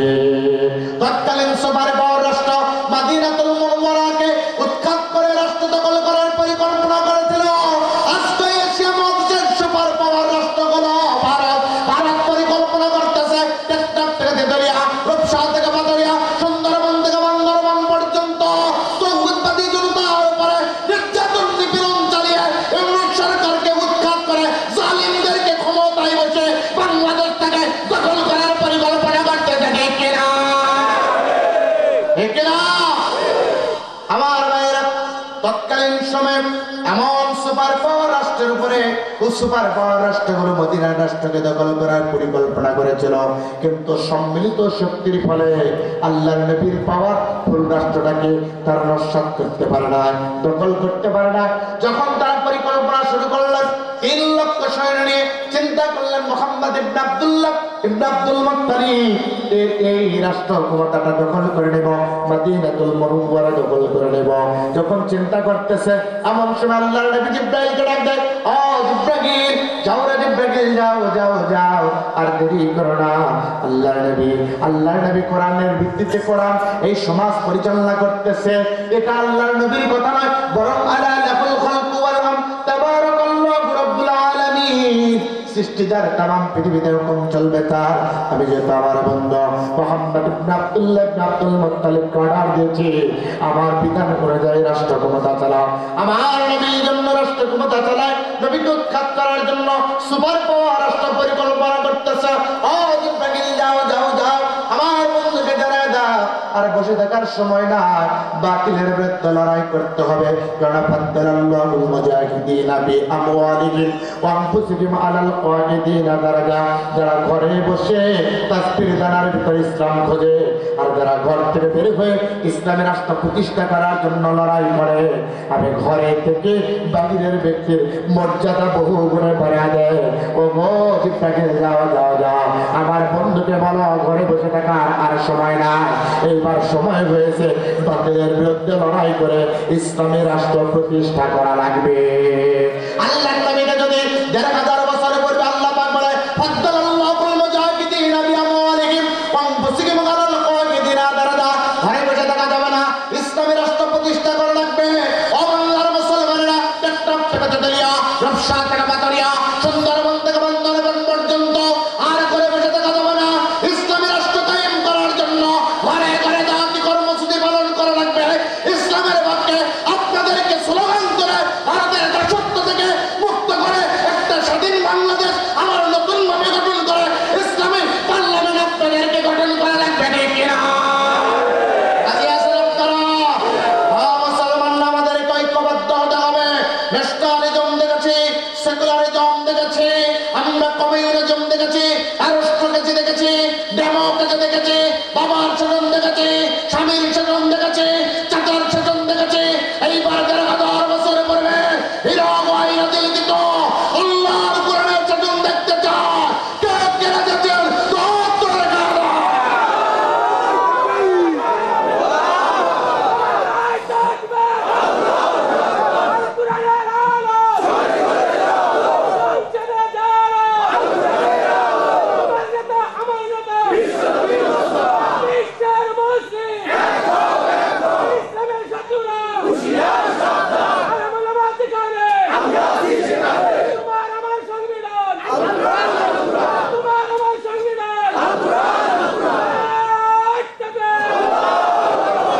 সম্মানিত ভাইরা, আল্লাহর কোরআনের জন্য অবশ্যই আমাদেরকে লড়াই করতে হবে।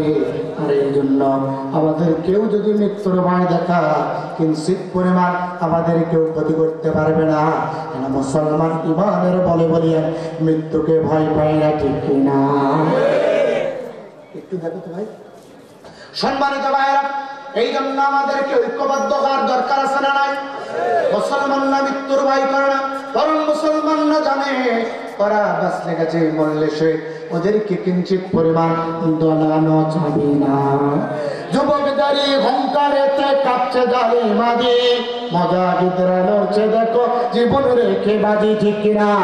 যুবকদারি ঘন্টারেতে কাঁপছে জালি মাঝি, মজাহিদরা লড়ছে দেখো জীবন রেখে বাজি। মুসলমানরা বাঁচলে গাজী, মরলে যে শহীদ। মুসলমানরা বাঁচলে গাজী, মরলে যে শহীদ। এখন কি গাইতে হবে হোম বাঙালি গীত, এখন কি গাইতে হবে হোম বাঙালি গীত। কই খালি দমক এসেছে নতুন বাধা, করে সেই দিকে বিজয়ী নবীন মুজাহিদ, করে সেই দিকে বিজয়ী নবীন মুজাহিদ। এখন কি গাইতে হবে হোম বাঙালি গীত, এখন কি গাইতে হবে হোম বাঙালি গীত। এখন কি ঘম বাঙানোর গীত গাওয়া লাগবে? সময় তো নেই মোটাই বা তুই আর করিস না দেরি, যেখানে পাও ওই জালিমদের পরাও পাগে বেরি, ঠিক কিনা? সময় তো নেই মোটাই বা তুই আর করিস না দেরি, যেখানে পাও ওই জালিমদের পরাও পাগে বেরি। এই জিগাদে দরকার এখন হাজারো কালি, এই জিগাদে দরকার এখন হাজারো কালি। এখন কি গাইতে হবে ঘুম বাঙালি গীত, এখন কি গাইতে হবে ঘুম বাঙালি গীত। কই খালি তুমি এসেছে নতুন বাধা, করেছে দিক বিজয়ী নবীন মুজাহিদ, করেছে দিক বিজয়ী নবীন মুজাহিদ। এখন কি গাইতে হবে ঘুম বাঙালি গীত। সুতরাং মুসলমানেরা আর ঘুম বাঙানো গীত গাইতে হবে না, আমাদের ঐক্যবদ্ধ হয়ে আল্লাহর কোরআনের দিকে আমাদেরকে অগ্রসর হওয়া লাগবে, ঠিক কিনা?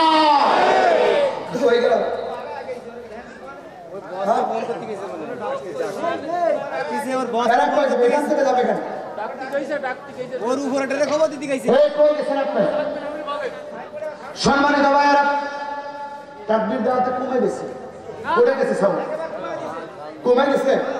ও কমে দিলে হাত দে, কত বড় খারাপ।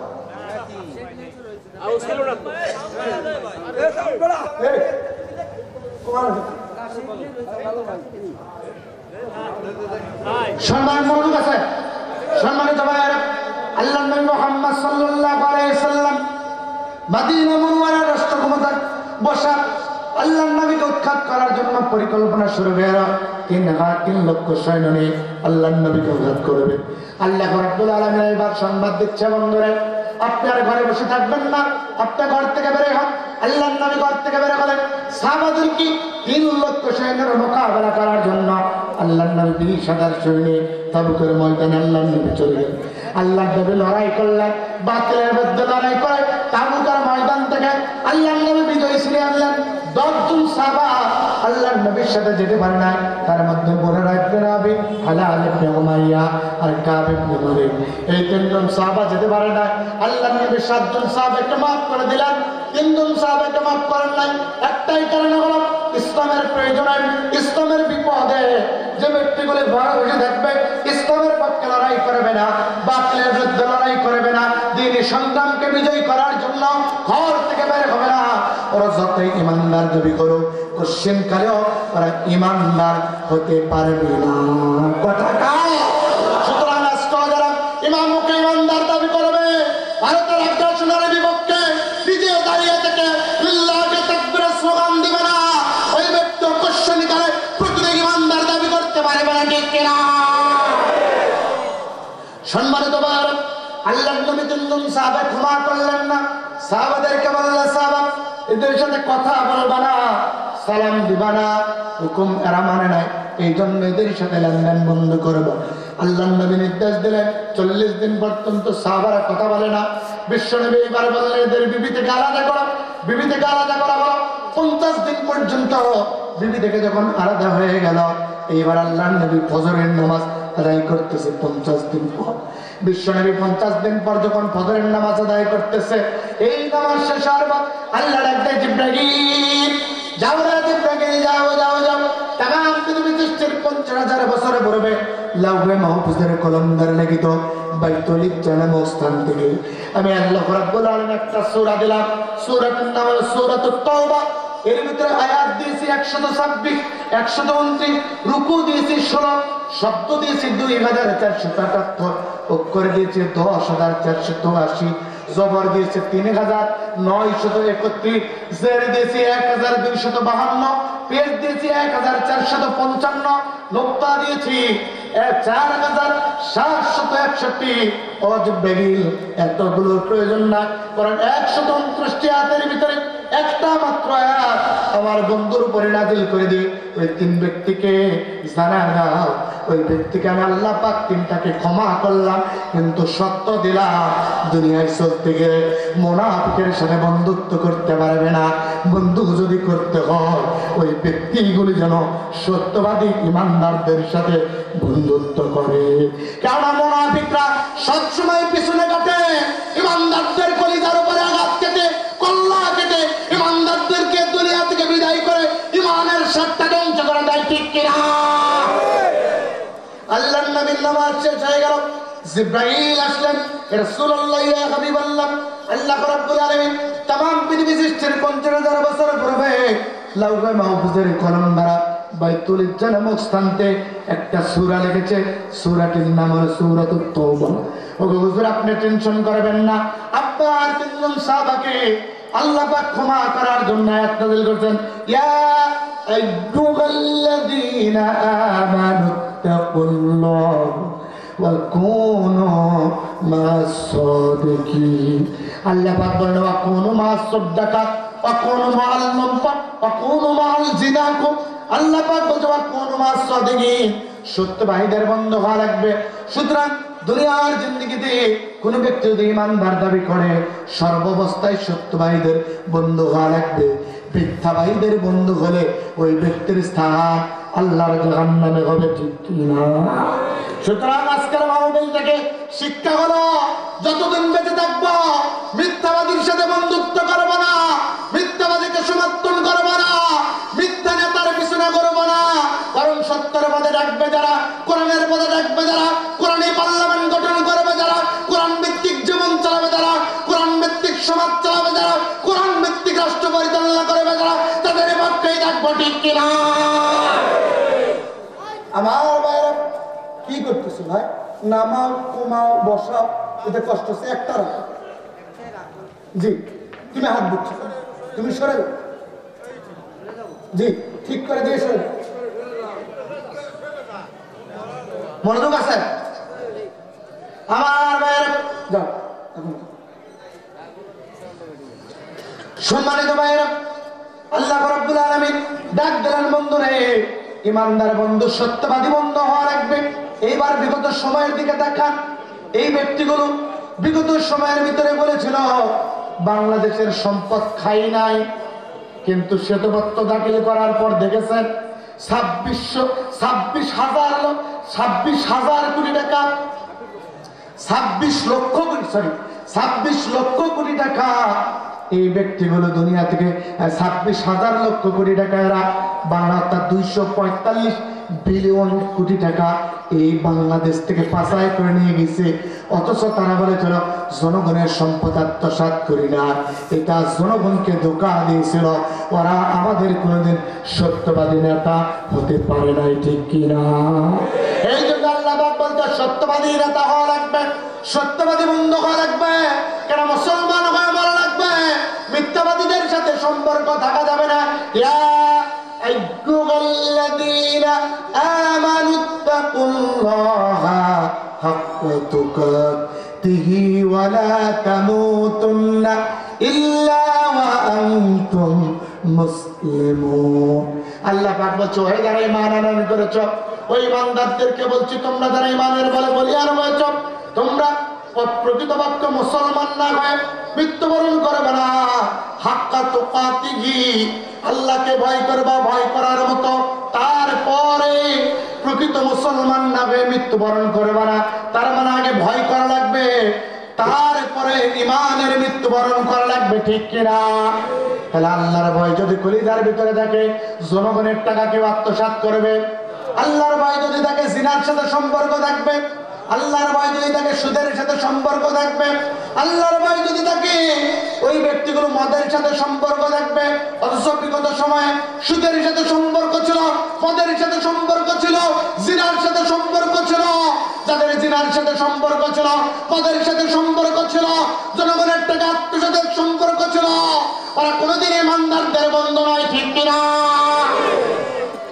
আল্লাহ বলছেন ইমানদার হওয়া লাগবে, মুসলমান হয়ে মৃত্যুবরণ করা লাগবে। ওই মুসলমানদের বৈশিষ্ট্য হলো 10টি। কয়টি? আর অল্প সময় চলবে ইনশাআল্লাহ। 12টা যেহেতু বেজে গেছে, 10টা কারণ শুধু মনোযোগ দেন। 10টা। 1 নাম্বার হলো ওই মুসলমানদের বৈশিষ্ট্য কয়টা? 1 নাম্বার হলো সত্যবাদিতা। ওয়াকুনু মা'আস সাদিকিন। 1 নাম্বার হলো মুসলমান হবে সত্যবাদী, তার মানে প্রমাণ, মনোযোগ দেন, তার মানে প্রমাণ হলো কোন ব্যক্তি যদি সত্যবাদী না হয়, মিথ্যাবাদী হয়, ওটা মুসলমান নয় বরং মুনাফিক।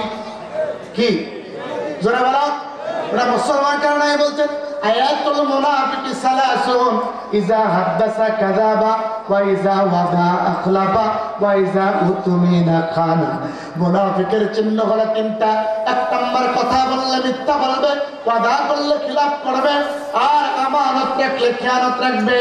এরা 16টা বছর যতগুলো কথা টিভির ভিতরে বলেছে, জনগণের পক্ষে কাজ করেছি, ইমানের পক্ষে কাজ করেছি, কোরআন সুন্নাহ বিরোধী আইন করি নাই, সব ইসলামের বিপক্ষে কাজ করেছে, তার মানে কথাগুলো ছিল মিথ্যা। এরাই হলো মুনাফিক, ঠিক কিনা? আর মুনাফিকের স্থান হলো ইন্নাল মুনাফিকিনা ফিদ দারকিল আসফালি মিনান নার, জাহান্নামের সবচাইতে নিম্ন স্থানে। আল্লাহর নবী আবার বলতে শোনো, মিথ্যাবাদী হওয়া যাবে না। মিথ্যাবাদী হলে ওই ব্যক্তি কোনোদিন মুসলমান থাকে জোরে বলো কেউ না নাই বলছেন না মুনাফিক। মুনাফিক হলে তো মুসলমান থাকে না, আরে মিথ্যা মানুষদেরকে জাহান্নামের ভিতরে নিয়ে যায়। আল্লাহ নবী বলছে ইন্নাস সিদকা ইয়াহদি ইলাল বিররা ওয়া ইন্নাল বিররা ইয়াহদি ইলাল জান্নাহ। সত্য মানুষদেরকে পুণ্যের পথ দেখায়, পুণ্য মানুষদেরকে জান্নাতে নিয়ে যায়। ওয়া ইন্নাল কাযিবা ইয়াহদি ইলাল ফুজুর। মিথ্যা মানুষদেরকে মন্দের পথ দেখায়। ওয়া ইন্নাল ফুজুরা ইয়াহদি ইলান নার। আর মন্দ মানুষদেরকে জাহান্নামের ভিতরে নিয়ে যায়। তার মানে যারা মিথ্যা বলেছে ওরা জাহান্নামের পথে পরিচালিত হয়েছে। যতক্ষণ পর্যন্ত তওবা করে না ফিরে আসবে, ততক্ষণ পর্যন্ত মুনাফিক হিসাবে এরা জাহান্নামী হয়ে থাকবে, ঠিক কিনা? আর ওদেরকে যারা সমর্থন করেছে বা করবে, তারা কোথায় যাবে? জোরে বলো। কারণ আমি বলছেন মান তাশাব্বাহা বিকওমিন ফাহুয়া মিনহুম। যার সাথে যার বন্ধুত্ব, যার সাথে যার সম্পর্ক, তার সাথে তার আচরণ। মিথ্যা যদি আপনাদেরকে মন্দের পথ দেখায়, মিথ্যাবাদী বলে যে তো মুনাফিক হয়, মুনাফিক হলে যদি জাহান্নামে হয়, নেতা যদি জাহান্নামে যায়, কর্মীরা যদি তাদেরকে সমর্থন করে আর তওবা করে ফিরে আসে, ও কর্মী নামাজি হওয়ার পরও মুনাফিক, আর মুনাফিক হওয়ার পরও ওই ব্যক্তি জাহান্নামী, জান্নাতি নয়, ঠিক কিনা? আজকের মাহফিল থেকে 1 নাম্বার মুসলমান দাবি করবে যারা, এই সমাজের ভিতরে সত্যবাদী হবে তারা। সুতরাং আপনারা যদি কোনো ব্যক্তিকে দেখেন মিথ্যা বলতেছে, ওকে মুসলমান মনে করবেন না। আর 1 নাম্বার পরিচয় ওটা হলো মুনাফিক। কি জোরে বলো? তাহলে মুসলমানদের 1 নাম্বার পরিচয় মুসলমান হয় সত্যবাদী। 2 নাম্বার পরিচয় হলো মুসলমান হয় আমানতের রক্ষাকারী। আল্লাহ পাক বলছেন ইন্নাল্লাহা ইয়া'মুরুকুম আন তু'আদ্দুল আমানাতি ইলা আহলিহা ওয়া ইযা হাকামতুম বাইনান নাস। আল্লাহ পাক বলছে তোমাদেরকে যে আমানত দিয়েছি, ওই আমানতের তোমার পাপকের কাছে ফিরিয়ে দাও। সুতরাং মুসলমান দাবি করবে যারা, আমানত রক্ষা করবে তারা। 16 বছর পূর্বে, আজ থেকে 16 বছর পূর্বে 2008 সালে বাংলার জনগণ তাদেরকে আমানত দিয়েছিল, ভোটের আমানত। ওরা রাষ্ট্র ক্ষমতায় আসার পর জনগণের আমানতের খেয়ানত করেছে। সুতরাং আমানতের খেয়ানত যারা করেছে ওরা কখনো মুসলমান হতে পারে নাই, ওরা মুনাফিক থেকেছে। ওরা যতই হজ করেছে, তাসবিহ তাহলিল করেছে, 70 আর 80 রাকাত নফল নামাজ পড়েছে, এগুলো আল্লাহর দরবারে একটাও কবুল হয় নাই। কারণ ওদের পরিচয় ছিল ওরা হলো আমানতের খেয়ানতকারী, ওরা হলো মুনাফিক। ঠিক কিনা? সুতরাং এই জন্য কোন ব্যক্তি যদি মুসলমান দাবি করে, 1 নম্বরে বৈচিত্র্য সত্যবাদিতা থাকা লাগবে, 2 নম্বর আমানতদারিতা থাকা লাগবে। রাজি আছেন? আমানতদারিতা থাকা লাগবে। আমানতদারিতা যদি না থাকে ওই ব্যক্তিগুলো দুনিয়াতে ভালোভাবে বসবাস তো করতেই পারবে না। এক সময় লাঞ্ছিত হয়ে মারা যাবে, কেননা জনগণের আমানত নষ্ট করেছে। আজকে বাংলাদেশে জনগণ শুধুমাত্র ভোট আমানত দেয় না, ভোট ভাগ এমনকি নারীরা তাদের সতীত্বের আমানত দিয়েছিল। ঠিক কিনা? আমার ভাইরা, অথচ দেখা গেছে মাহিয়া মাহি, এরপরে পরিমণি, এরপরে রিপুংস যারা আছে নায়িকাগুলো শ্বেতপত্র দাখিল করে দেয়া গেল। এদের ইজ্জতের এরা ছিনিয়ে নিয়েছে টাকার বিনিয়োগ। তার মানে বাংলাদেশে নারীদের ইজ্জত এরা রাখে না, এ আমানতটা নষ্ট করেছে। সুতরাং এমন কোন নেতা আর ভবিষ্যতে আমরা চাই না। চাই আমানতের।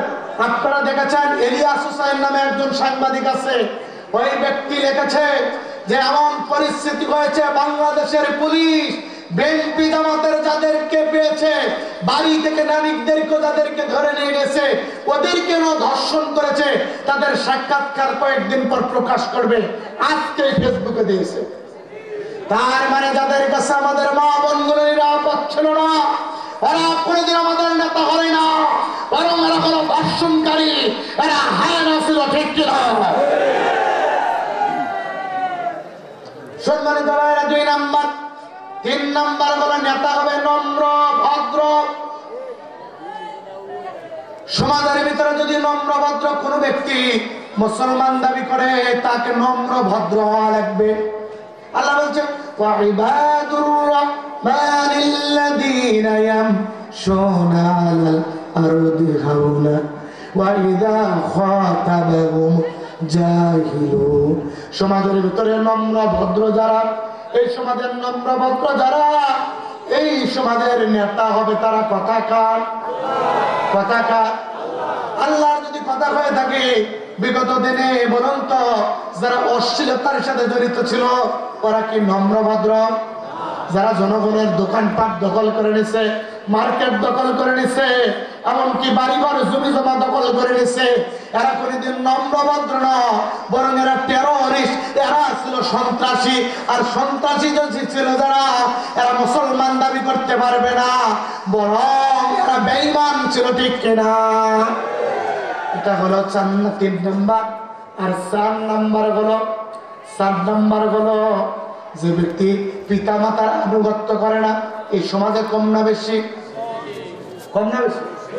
হ্যাঁ, বেশি। আল্লাহ নাই বলছেন, আল্লাহ নাই বলছে হুমা জান্নাতুকা ওয়া নারুকা, পিতা মাতা তোমার জন্য জান্নাত, পিতা মাতা তোমার জন্য জাহান্নাম।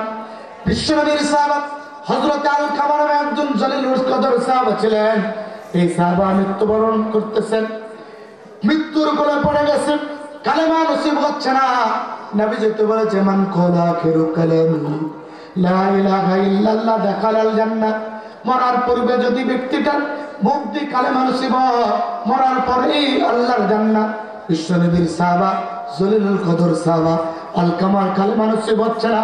আল্লাহর নবীর কাছে খবর দেওয়া হলো, ইয়া রাসূলুল্লাহ, ইয়া হাবিবাল্লাহ, আল-কামার কালেমা নসিব হচ্ছে না, আল-কামা মুখ দিয়ে কালেমা পড়তে পারে না। আল্লাহর নবী পাঠায় দিলেন 4 জন সাহাবাকে। আসলেন, দেখলেন কালেমা পড়া, আল-কামা পড়তে পারে না। বিশ্ব নবীকে সংবাদ দেওয়া হল, আল্লাহর নবী বলে আল-কামা যাও, তার যে দেখো মা কিংবা বাবা বেঁচে আছে কিনা। এইবার সংবাদ দেওয়া না, হুজুর মা বেঁচে আছে, বাবা বেঁচে না। এইবার বললো মার কাছ থেকে শোনো, আল-কামা কি মার সাথে বেয়াদবি করছে। এইবার আল-কামার আমাকে বলা হলো, মা আলকামাকে আপনার সাথে বেয়াদবি করেছে। আলকামার মা বলে, মা বাবা, আলকামা এত নম্রভদ্র, শালীন, জলিলুল কদর সাহাবা, আমার সন্তানকে কখন আমি তাহাজ্জুদ কাজা হতে দেখি না। আমার সন্তানটা বড় পরোপকারী, আল্লাহর নবীর নির্দেশিত পথে চলে। আমার সন্তান বড় আল্লাহওয়ালা সন্তান। এই সন্তান আল্লাহওয়ালা সন্তানকে আমি কখনো অপরাধে জড়িত হওয়া দেখি নাই, সুতরাং আমার সাথে বেয়াদবি করে না। তবে আলকামার একটা দোষ ছিল, আলকামা যখন কোন কথা বলতো, আমি যখন কথা বলতাম, আলকামার বিবিও কথা বলতো, কিন্তু আমার কথার উপরে আলকামা তার বিবিকে প্রাধান্য দিত। এটা মা আমি সহ্য করতাম না। আমি যে সন্তানকে 10 মাস 10 দিন আমার গর্ভে ধারণ করেছি, ওই সন্তান বিবির কথা আমার কথার উপরে প্রাধান্য দেয়, এটা আমার সহ্য হয় না। আল্লাহর নবী আলকামার মাকে এইবার ডাকতে বলছে, আলকামার মা এই কথা তাহলে আলকামাকে ক্ষমা করে দাও। আল্লাহর নবী আলকামার মাকে ডেকে যখন বলতেছে ক্ষমা করে দাও, আলকামার মা বলছে, হুজুর যে ছেলে বিবির উপরে প্রাধান্য দেয় ওই ছেলেকে আমি ক্ষমা করবো না। এইবার নবী ডাকতে বলছে, আলকামার মা যদি না ক্ষমা করো তাহলে তোমার সন্তানের মুখটা জ্বালায় পুরো আঙ্গার করে দিব। সাহাবাদেরকে বললো কিছু লাকড়ি জোগাড় করো। সাহাবারা লাকড়ি জোগাড় করলো, লাকড়ির সাথে কিছু তেল জোগাড় করলো। আলকামার মা ডাকতে পারে, হুজুর এগুলো কি করবেন? মেয়ে বললেন, আলকামার মা এগুলো তোমার সন্তানের মুখটা পরায় দেবো। হাউ হাউ করে পাটা জড়ায় যাচ্ছে, ডাকতে বলে, হুজুর আমার সন্তানের মুখ পরাইবেন না। এই সন্তানের বাবা ছোট্টবেলায় দুনিয়া থেকে বিদায় নিয়েছে, অন্যের বাড়িতে কাজ করে আমার সন্তানটাকে লালন পালন করেছি, এমন দৃশ্য আমি সহ্য করতে পারবো না। আল্লাহ নবী ডাকতে পারে, আলকামার মা এমন দৃশ্য সহ্য করতে পারবে না, ভালো কথা, কিন্তু আলকামার মা শুনে রাখো, এই সন্তান মৃত্যুর পর যদি বেঈমান অবস্থায় মৃত্যুবরণ করে জাহান্নামের প্রজ্বলিত আগুনের ভিতরে জ্বলবে। আলকামার মা জাহান্নামের আগুন থেকে জ্বলার পূর্বে এই সন্তানটাকে বাঁচাতে হবে। সন্তান আলকামার মা মাফ করে দাও। আলকামার মা বলতেছে, হুজুর যদি জাহান্নামের আগুনে আমার সন্তানটা জ্বলে, ওই জ্বালা থেকে আমি যদি মাফ করলে আমার সন্তান মুক্তি পায়, আমার সন্তানটাকে মাফ করে দিলাম। আলকামার মা যখনই মাফ করে দিয়েছেন, হুজুর ডাক ধরে সাহাবারা দৌড়ে যাও, আলকামার অবস্থা দেখো। সাহাবারা বলেন দৌড়ে গেলাম, যে দেখেছে আলকামা বিছানা থেকে উঠতে পারে না, মুখের জোড়াটা নড়তে পারে না, সেই আলকামা যে দেখি বিছানা থেকে উঠে বসেছে, হাতের বদনা নিয়েছে, হ্যাঁ ঘটি নিয়েছে, পানি টিউবওয়েল থেকে পানি জোগাড় করেছে, ঘটির ভিতরে পানি নিয়ে আলকামা সুন্দরভাবে ওযু করেছে, নামাজের মুসাল্লায় দাঁড়িয়েছে, 2 রাকাত নামাজ আদায় করতেছে। আলকামার 2 রাকাত নামাজ আদায় করার পর আলকামা শুয়ে গেলেন। শুয়ে যাওয়ার পর আমরা জিজ্ঞাসা করলাম, আলকামা তুমি এতক্ষণ পর্যন্ত উঠতে পারছে না, কি এমন হলো যেন উঠতে পারলে? আলকামা ডাকতে পারে, আমার সাথী ভাইরা শোনো, কিছুক্ষণ পূর্বে আমার শরীরে যেন শক্তি ছিল না, কিন্তু কি যেন হলো, আকাশ থেকে একটা চমক আসলো, আমার শরীরের ভিতরে শক্তি সঞ্চয় হলো, আমার শরীরের ভিতরে শক্তি পেলাম। আমি ওযু করলাম, ওযু করার পর আমি নামাজ আদায় করলাম, এখন শরীরটা খারাপ করতেছে। এবার আলকামা কথা বলতে বলতে তাওহীদের অন্য কালেমা পড়তে পড়তে মৃত্যুবরণ করলো। আল্লাহর নবীকে খবর দেওয়া হলো। আল্লাহর নবী আসলেন, কাফনের দাফনের ব্যবস্থা করলেন, নিজ হাতে আল্লাহর নবী কবরের ভিতরে নামায়া ডাক দেবেন, ও আমার সাহাবারা শোনো, আলকামার উপরে আমি সন্তুষ্ট, কারণ আলকামার মা আলকামার উপরে সন্তুষ্ট, নবী যেহেতু সন্তুষ্ট, মাতা যেহেতু সন্তুষ্ট, আলকামার স্থান সাহাবারা শোনো আল্লাহর জান্নাতে। এই জন্য আমার ভাইরা 4 নম্বর শিক্ষা হলো, মুসলমান দাবি করবে যারা পিতা মাতাকে কষ্ট দিতে পারবে না তারা, মুসলমান দাবি করবে যারা পিতা মাতার খেদমত করবে তারা কথা কার। রাজি আছেন আপনারা? ইনশাআল্লাহ। তবে এখানে কথা আছে, মনোযোগ দেন আমার ভাইরা।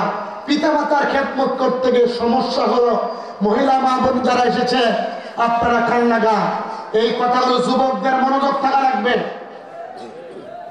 আপনাদের মনোযোগ চেক করব। আপনারা মনোযোগ ঠিক আছে? মনোযোগ ঠিক আছে? মনোযোগ ঠিক আছে? কে কে ঘুমাচ্ছেন হাত তুলেন।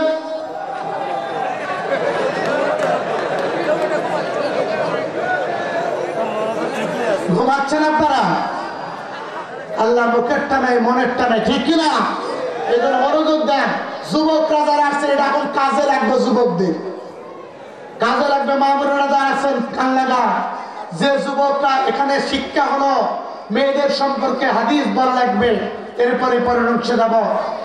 কিছু মেয়ে আছে যারা মনে করে তাহাজ্জুদ পড়লে, 5 ওয়াক্ত নামাজ পড়লে, রোজা রাখলে, কালো বোরকা পরলে জান্নাতি, এমন মনে করে। এমন মেয়ে এই সমাজের ভিতরে আছে না? না। কিন্তু মা বোনদেরকে বলবো না, শুধুমাত্র বোরকা বললেন, কালো বোরকা বললেন, হাত মোজা বললেন, নফল নামাজ আর নফল ইবাদত করলে আপনি জান্নাতি নয়, বরং আপনি জাহান্নামে যাবেন। প্রশ্নে বাঁচতে পারে, হুজুর কেন জাহান্নামে যাবে? 4টি কাজ যদি আপনার জিন্দেগিতে না থাকে আপনি জাহান্নামে যাবেন। কালো বোরকার বড় কেউ না, কালো বোরকা আপনাকে জান্নাতের সার্টিফিকেট দেয় না, বরং আপনার পর্দার হেফাজত করে, ঠিক কিনা? কিন্তু 4টি কাজ যদি আপনি করেন আপনি হলো জান্নাতি। 1 নাম্বার হলো স্বামীর খেদমত করা লাগবে।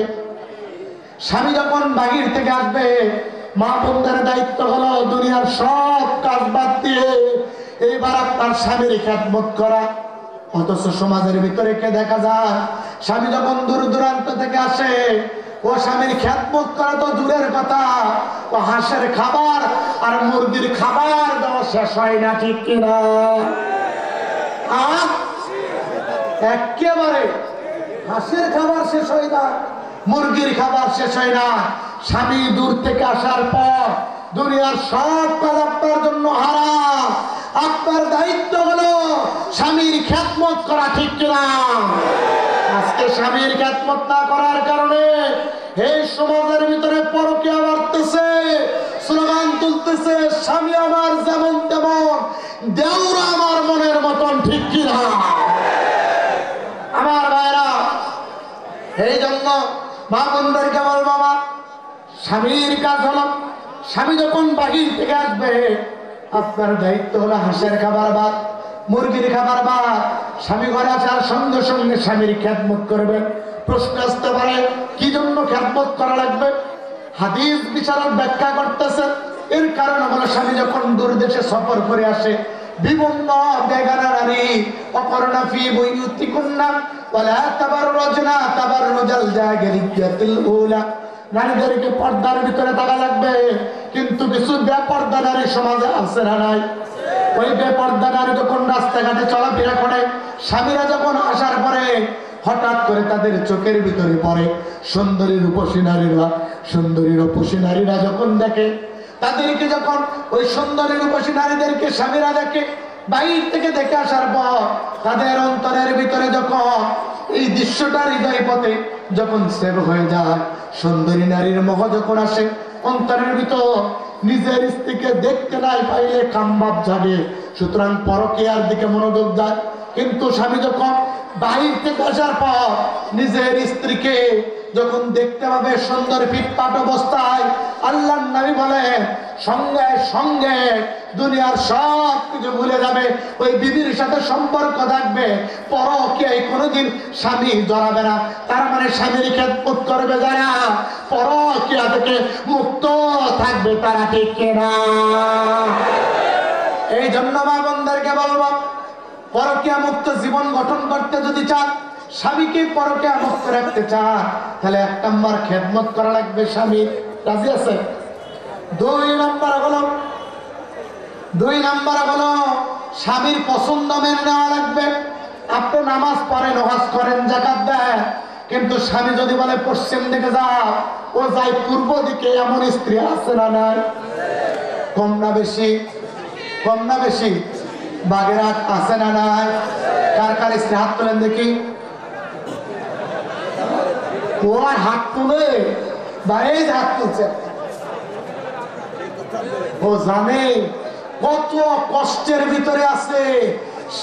স্ত্রী নির্যাতনের আইন আছে, পুরুষ নির্যাতনের আইন নাই। এই জন্য পুরুষ যে কত কষ্টে আছে, দুনিয়ার কেউ জানে না। সামনে পুরুষ নির্যাতনের একটা আইন চাই, ঠিক কিনা? আজ অযুক্ত হয়েছে, আজ অযুক্ত হয়েছে। মা বোনদেরকে বলছি, শোনেন, কান লাগান। 2 নাম্বার, স্বামী যেটা পছন্দ করে সেটাই পছন্দ করা লাগবে। যদি সেটা জায়েজ হয়, আপনার বিপক্ষে গেল, আপনাকে পছন্দ করা লাগবে। স্বামী এই সময় পছন্দ করে, স্বামী যদি পছন্দ করে স্ত্রীর ডানা কাটা পরি থাকা লাগবে, আপনাকে ডানা কাটা পরি হওয়া লাগবে, ঠিক কিনা? যদি স্বামী যদি ডানা কাটা ব্লাউজ পরতে পছন্দ করে, আপনাকে সেটাই পছন্দ করা লাগবে। এটা শুধু স্বামীর কাছে, কার কাছে? স্বামীর কাছে পছন্দ, এটাই আপনাকে মানা লাগবে। অথচ স্বামীর কাছে ঘোমটা মারে, স্বামী যাওয়ার পর, বাড়ি থেকে বের হওয়ার পর ওই ঘোমটা খুলে মাজায় মারে, এমনও নারী আছে না? না। এই জন্য মা, স্বামী যেটা পছন্দ করে আপনাকে পছন্দ করা লাগবে। আর স্বামীদের সবচাইতে বড় পছন্দ হলো বিবাহের পর পিতা মাতাকে ভিন্ন করে না দিয়ে একই সংসারে খাওয়া, ঠিক না? জোরে বলাম, জোরে বলাম। কিন্তু দাজ্জাল মার্কাবো, কাল্লা মার্কাবো আসার পর যে সন্তানকে 10 মাস 10 দিন পেটে ধরেছে, 20 বছর পর্যন্ত লালন পালন করেছে, দাজ্জাল মার্কাবো সে বিবাহের পর পিতা মাতাকে ভিন্ন করে দিয়েছে। এই সমাজে অহরহ ঘটনা আছে না? না। এই নারী আবার নামাজ পড়ে, বোরকাও পরে, কালো বোরকা, কালো মুজাও লাগায়, তাহাজ্জুদ পড়ে, নফল নামাজ পড়ে, নফল নামাজে নবী বলছেন হাবিতাত আমালুকুম ফিদ দুনিয়া ওয়াল আখিরাহ, আর দুনিয়া আখিরাত কিচ্ছু নাই, সব নষ্ট। আর কালো বোরকার কোনো মূল্য নাই, ঠিক কিনা? এই জন্য 2 নাম্বার, পিতামাতা বৃদ্ধ হলে ভিন্ন করে দিবেন, দিবেন? হ্যাঁ যুবকরা, চিৎকার দিয়ে বলেন, পিতামাতা ভিন্ন হলে, আপনার পিতামাতা বৃদ্ধ হলে ভিন্ন করে দিবেন। পারবেন তো? এইগুলো বিশ্বাস হয় না। বলুন ইনশাআল্লাহ। আমার ভাইয়েরা, মা বোনরা শোনো, আল্লাহ নাই বলছে, তোমার স্বামীর যদি হায়াত বাড়াইতে চাও, রিজিক যদি বাড়াইতে চাও, নবী বলছেন তাহলে 2টা কাজ করা লাগবে। 1 নাম্বার, স্বামীর পিতা মাতার খেদমত করা লাগবে। আর 2 নাম্বার, স্বামীর আত্মীয় স্বজনের খোঁজ খবর রাখা লাগবে। রিজিক কে দেয়? এমন জায়গা থেকে রিজিক দেব বলতেই পারবা না। তোমার স্বামীর হায়াত বাড়া দিব, দুনিয়ার কেউ টের পাবে না, ঠিক কিনা? এই জন্য দেখবেন অকাল মৃত্যু যাদের হয়, এদের ব্যাকগ্রাউন্ড খুঁজে দেখবেন, এদের পিতাকে কষ্ট দিয়েছে, মাতাকে কষ্ট দিয়েছে, আত্মীয় স্বজনের খোঁজ খবর রাখে নাই, এই জন্য অভিশাপে এরা অকাল মৃত্যু হয়েছে, ঠিক কিনা? এই জন্য অকাল মৃত্যু যদি বাঁচাতে চান, 2 নাম্বারে আপনার স্বামীর পছন্দ মেনে নেওয়া লাগবে। 3 নাম্বার, আপনার স্বামীর সন্তান, সন্তানকে দ্বীনি শিক্ষা ব্যবস্থায় লালন পালন করা লাগবে। এটা কি প্রতিষ্ঠান? কি প্রতিষ্ঠান? দ্বীনি প্রতিষ্ঠান। এখানে শিখানো হয় ইকরা বিসমি রাব্বিকাল্লাযী খলাক, রবের শিক্ষা দেওয়া হয়। এটাই হলো আসল শিক্ষা ব্যবস্থা। আর যা শিক্ষা শেখানো হচ্ছে এছাড়া এটা সব নকল শিক্ষা, দুনিয়ার স্বার্থের শিক্ষা, ঠিক কিনা? মুসলমান, এই জন্য মনে রাখতে হবে যে শিক্ষা ব্যবস্থার ভিতরে ইকরা বিসমি রাব্বিকাল্লাযী খলাকের মতো শিক্ষা উচ্চারণ হয় না। সেই শিক্ষা ব্যবস্থা কখনো ইমানদার মুসলমানদের প্রকৃত শিক্ষা ব্যবস্থা হতে পারে না। প্রকৃত শিক্ষা ব্যবস্থা ওইটা যেটার ভিতরে ইকরা বিসমি রাব্বিকাল্লাযী খলাকের মতো শব্দ উচ্চারণ হয়, কথা বলা ঠিক কিনা? এই জন্য 3 নাম্বার হলো আপনার সন্তানকে ইসলামী কায়দায় মানুষ করা লাগবে। 4 নাম্বার, মা বোনেরা কান লাগান, 4 নাম্বার, অভিশাপ দেওয়া যাবে না। কি করা যাবে না? অভিশাপ আছে না? না।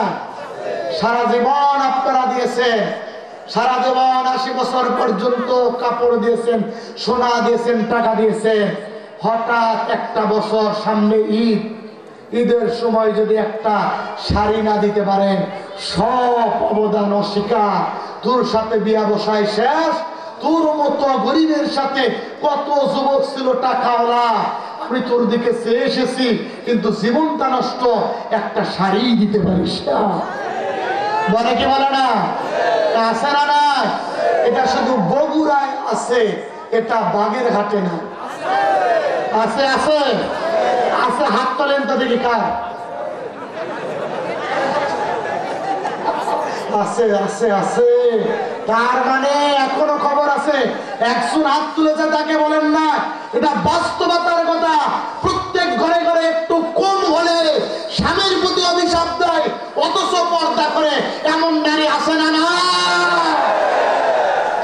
আমার ভাইয়েরা, মা বোনেরা শোনো, যারা স্বামীকে অভিশাপ দেওয়া যাবে না। আপনার স্বামীকে যদি আপনি অভিশাপ দেন, আপনার ইবাদত আল্লাহর দরবারে কবুল হবে না। আপনার ইবাদত আল্লাহর দরবারে কবুল হবে না। শেষ কথা মনে রাখুন, শেষ কথা মনে রাখুন। আল্লাহর নবী সাহাবাদেরকে বলছে, অভিশাপের সাথে নারীদের সম্পৃক্ত না হন। স্বামীকে অভিশাপ দেওয়া যাবে না, বরং আপনি খেয়াল করে লক্ষ্য রাখুন। আজ থেকে হাজার হাজার বছর পূর্বে ফেরাউনের স্ত্রীর নাম হলো আসিয়া। আসিয়ার হাতের ভিতরে পেরে, কপালে শলাকা আর মাথার উপরে গরম তেল ঢেলে ফেরাউন নির্যাতন করতেছে। ফেরাউন এমন নির্যাতন শুরু করতেছে, ফেরাউনের নির্যাতন দেখে এবার আসিয়া বলতেছে, ইদ ক্বালাত রাব্বি বিনি লি ইনদাকা বাইতান ফিল জান্নাহ ওয়া নাজ্জিনি মিন ফিরআউনা ওয়া আমালিহি ওয়া নাজ্জিনি মিনাল কওমিজ যালিমিন। আল্লাহ ডাকতে বলছে, আল্লাহ ফেরাউনের সম্প্রদায় থেকে তোমার কাছে আল্লাহ মুক্তি চায়, কিন্তু আল্লাহ তোমার কাছে ফরিয়াদ করে আমার স্বামী ফেরাউনকে আল্লাহ তুমি ধ্বংস করে দে না। ফেরাউনের অত্যাচার থেকে আসিয়া মুক্তি চেয়েছে, কিন্তু ফেরাউন ধ্বংস হোক এই গড় দোয়া করে না। এখান থেকে শিক্ষা হলো, বাংলার নারীদেরকে আপনার স্বামীর ভুল হতে পারে, অপরাধ হতে পারে, আপনি বদদোয়া করবেন না, কারণ আপনার স্বামী ফেরাউনের মতো এত খারাপ না, ঠিক কিনা?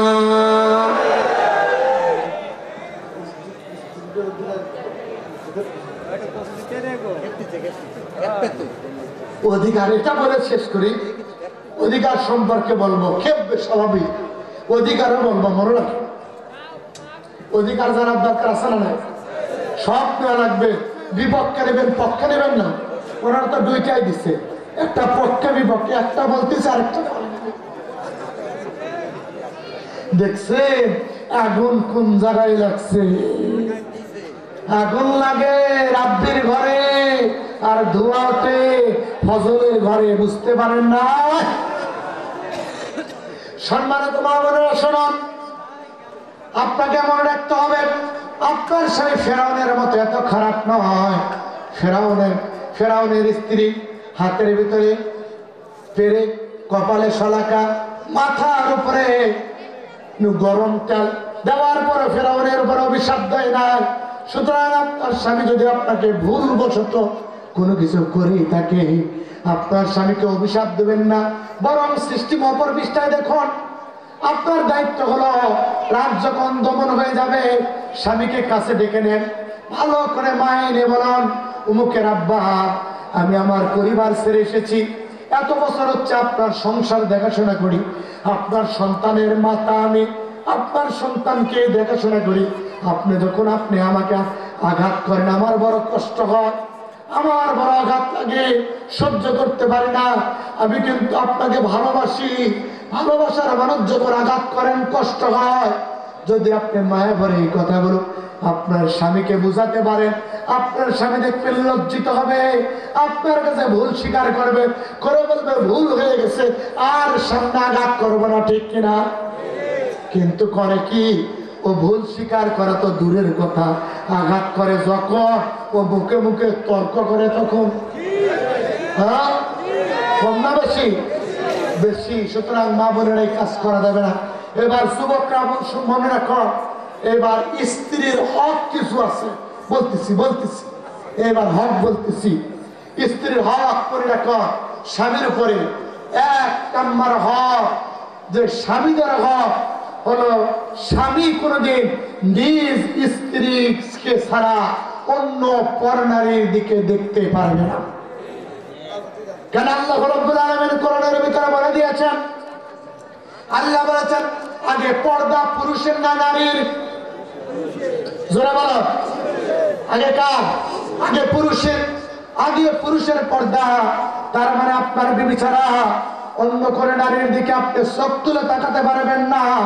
যদি আপনি অন্য নারীর দিকে চোখ তুলে তাকান, কিয়ামতের ময়দানে মুসিবতের কালে আপনাকে যখন জাহান্নামে নিক্ষিপ্ত করা হবে, 3 জন ফেরেশতা আপনাকে ধরে রাখবে। 2 জন ফেরেশতার দায়িত্ব হবে বর্ষির মতো আপনার চোখের ভিতরে দিচ্ছি তো। আচ্ছা শোনেন, আমি না শোনেন ভাইজান, শোনেন আপনি যাচ্ছেন কেন? আপনি বলে গেলেন নিবেন না? না, আমাকে স্লিপ দিছে যে স্বামীর অধিকার স্ত্রীর অধিকার। আমি এক অংশ শেষ করছি, আরেক অংশ শেষ করা লাগবে।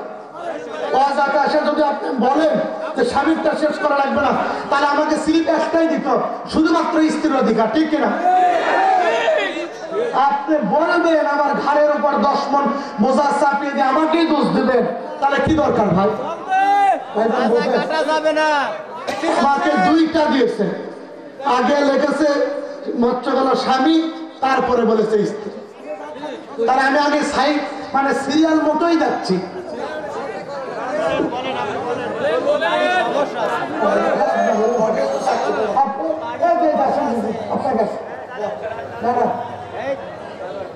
আমি প্রমাণ সহ বলতেছি। ভাইদের নাম কি? লাবলু শেখ ভাইয়ের হাতে স্লিপ রেখে আমাকে দিচ্ছে, ঠিক না? তাহলে আগে বলছে পুরুষ, তারপরে বলছে নারী। আমি তারপরে বলছি ভাই ভালো করে আবার শোনে, খালি নারীদের বলবো নাকি? ভাই তো আর আসেনি, তার মানে আমাকে আগে যে স্লিপ দিছে ওই স্লিপ অনুযায়ী আমাকে কাজ করতে হচ্ছে, ঠিক না? তাহলে আমার দোষ কোথায় বল? মনোযোগ দেন, বলতেছি। জি জি জি 2 নম্বরে 1 নম্বর পুরুষদের দায়িত্ব হলো শুধুমাত্র, মনোযোগ দেন, আমি অল্প সময় তো শেষ করবো, চান না? 10 মিনিটে শেষ করি, চান না আপনারা? তাহলে একটু মনোযোগ দেন। নারীদেরকে পুরুষদের শোনা দরকার। এটা তো কেউ নাই এখানে, কে দেবে?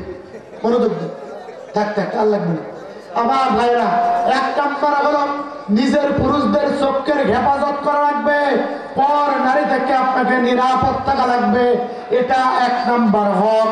কিন্তু আজকে দেখা গেছে এই মোবাইলের যুগে, ইন্টারনেটের যুগে নিজ নারী ভালো লাগে না, ওই মোবাইলের ভিতরে ফিল্টার দেওয়া সুন্দরী নারী ভালো লাগে। অথচ যখন দেখতে যাবেন 3 দিন যদি মেকআপ না করে ও নিজের স্ত্রীর চাইতো খারাপ দেখা যাবে, ঠিক কিনা? আপনি যখন প্রেম করেন, ও প্রেম করার সময় আপনি মার্কেটে নিয়ে যান, পর নারীর প্রতি এত টাকা মোবাইলে নষ্ট করেন, ওই টাকা যদি নিজ নারীর পিছনে, নিজ স্ত্রীর পিছনে আপনি ব্যয় করে মেকআপের ব্যয় করতেন, আপনি ক্রিম শুনু সাজসজ্জার জিনিস আপনি ক্রয় করে দিতেন, পর নারীর চাইতে আপনার নারী বিশ্ব সুন্দরী হতো, আপনার নারী আপনার কাছে শ্রেষ্ঠ সুন্দরী নারী হতো, অন্য নারীর দিকে আপনাকে তাকানো লাগতো না, ঠিক কিনা?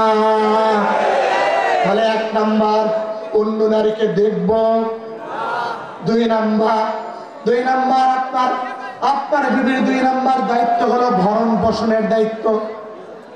আজকে সমাজ ব্যবস্থা পিতামাতাকে ছেড়ে সারব আপনার উপরে নির্ভরশীল হয়েছে, কিন্তু আপনি আজকে নিজের স্ত্রীকে আপনি খাবার দেন না, নিজের স্ত্রী ভরণ পোষণ না দিয়ে পর নারী লিপ্ত হয়েছে। অথচ আল্লাহর নবী মুহাম্মদ সাল্লাল্লাহু আলাইহি ওয়াসাল্লাম ডাক দিয়ে বলছে, আমার সাহাবারা শোনো, এই স্ত্রীগুলো তোমাদের জন্য আমানত, তোমরা কখনো আমানতের খেয়ানত করবে না। এদের ভরণ পোষণের দায়িত্ব তোমাদের উপরে ন্যস্ত থাকলো। সেখান থেকে তোমরা ফিরে যাবে না। তোমরা যদি তোমাদের স্ত্রীর আমানতের খেয়ানত করো, কিয়ামতের ময়দানে মুনাফিক অবস্থায় উঠবা, আমানতের খেয়ানতকারী অবস্থায় উঠবা।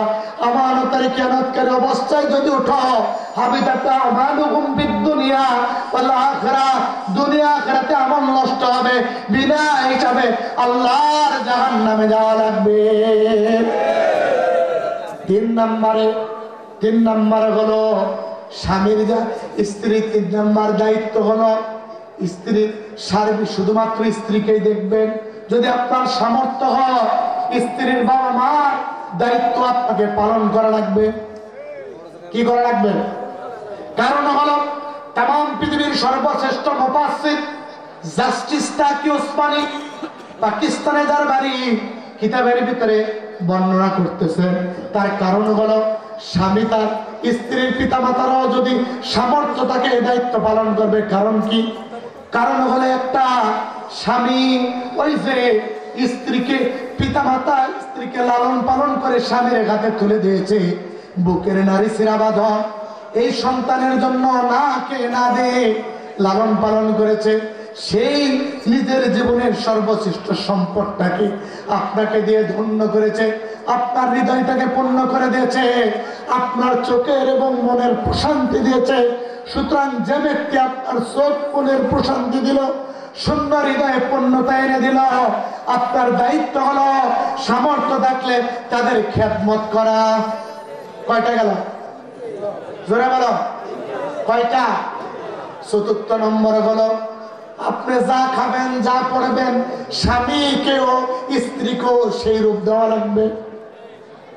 আছে এই সমাজে আছে। বাহিরের দিকে দেখবেন ছেলেরা এত টাকা পয়সা ব্যয় করার পর এসে দেখে বিবির কাছে নন্ঠনাটন, সব অভাব অনটন, বিবির কাছে বাইরে নিজের জন্য সব ব্যয় করে, বিবির কাছে সে কৃপণতা দেখা, এমনও স্বামী সমাজে আছে না? না কম না বেশি? কে কে এমন যুবক হাত তোলেন দেখি।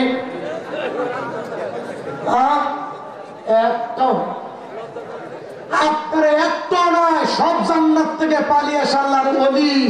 তাহলে আপনাদের বিরুদ্ধে এত অভিযোগ কেন? ঠিক না? এটা হলো 4টা। এই 4টা দায়িত্ব পালন করলে আর লাগবে না। অন্য সময় যদি আসি বিস্তারিত আলোচনা করব। যেহেতু পুরুষের নারীর 4টা বলেছি, পুরুষের 4টা বলেছি, সমান সমান বলছি, আর বেশি বলা যাবে না।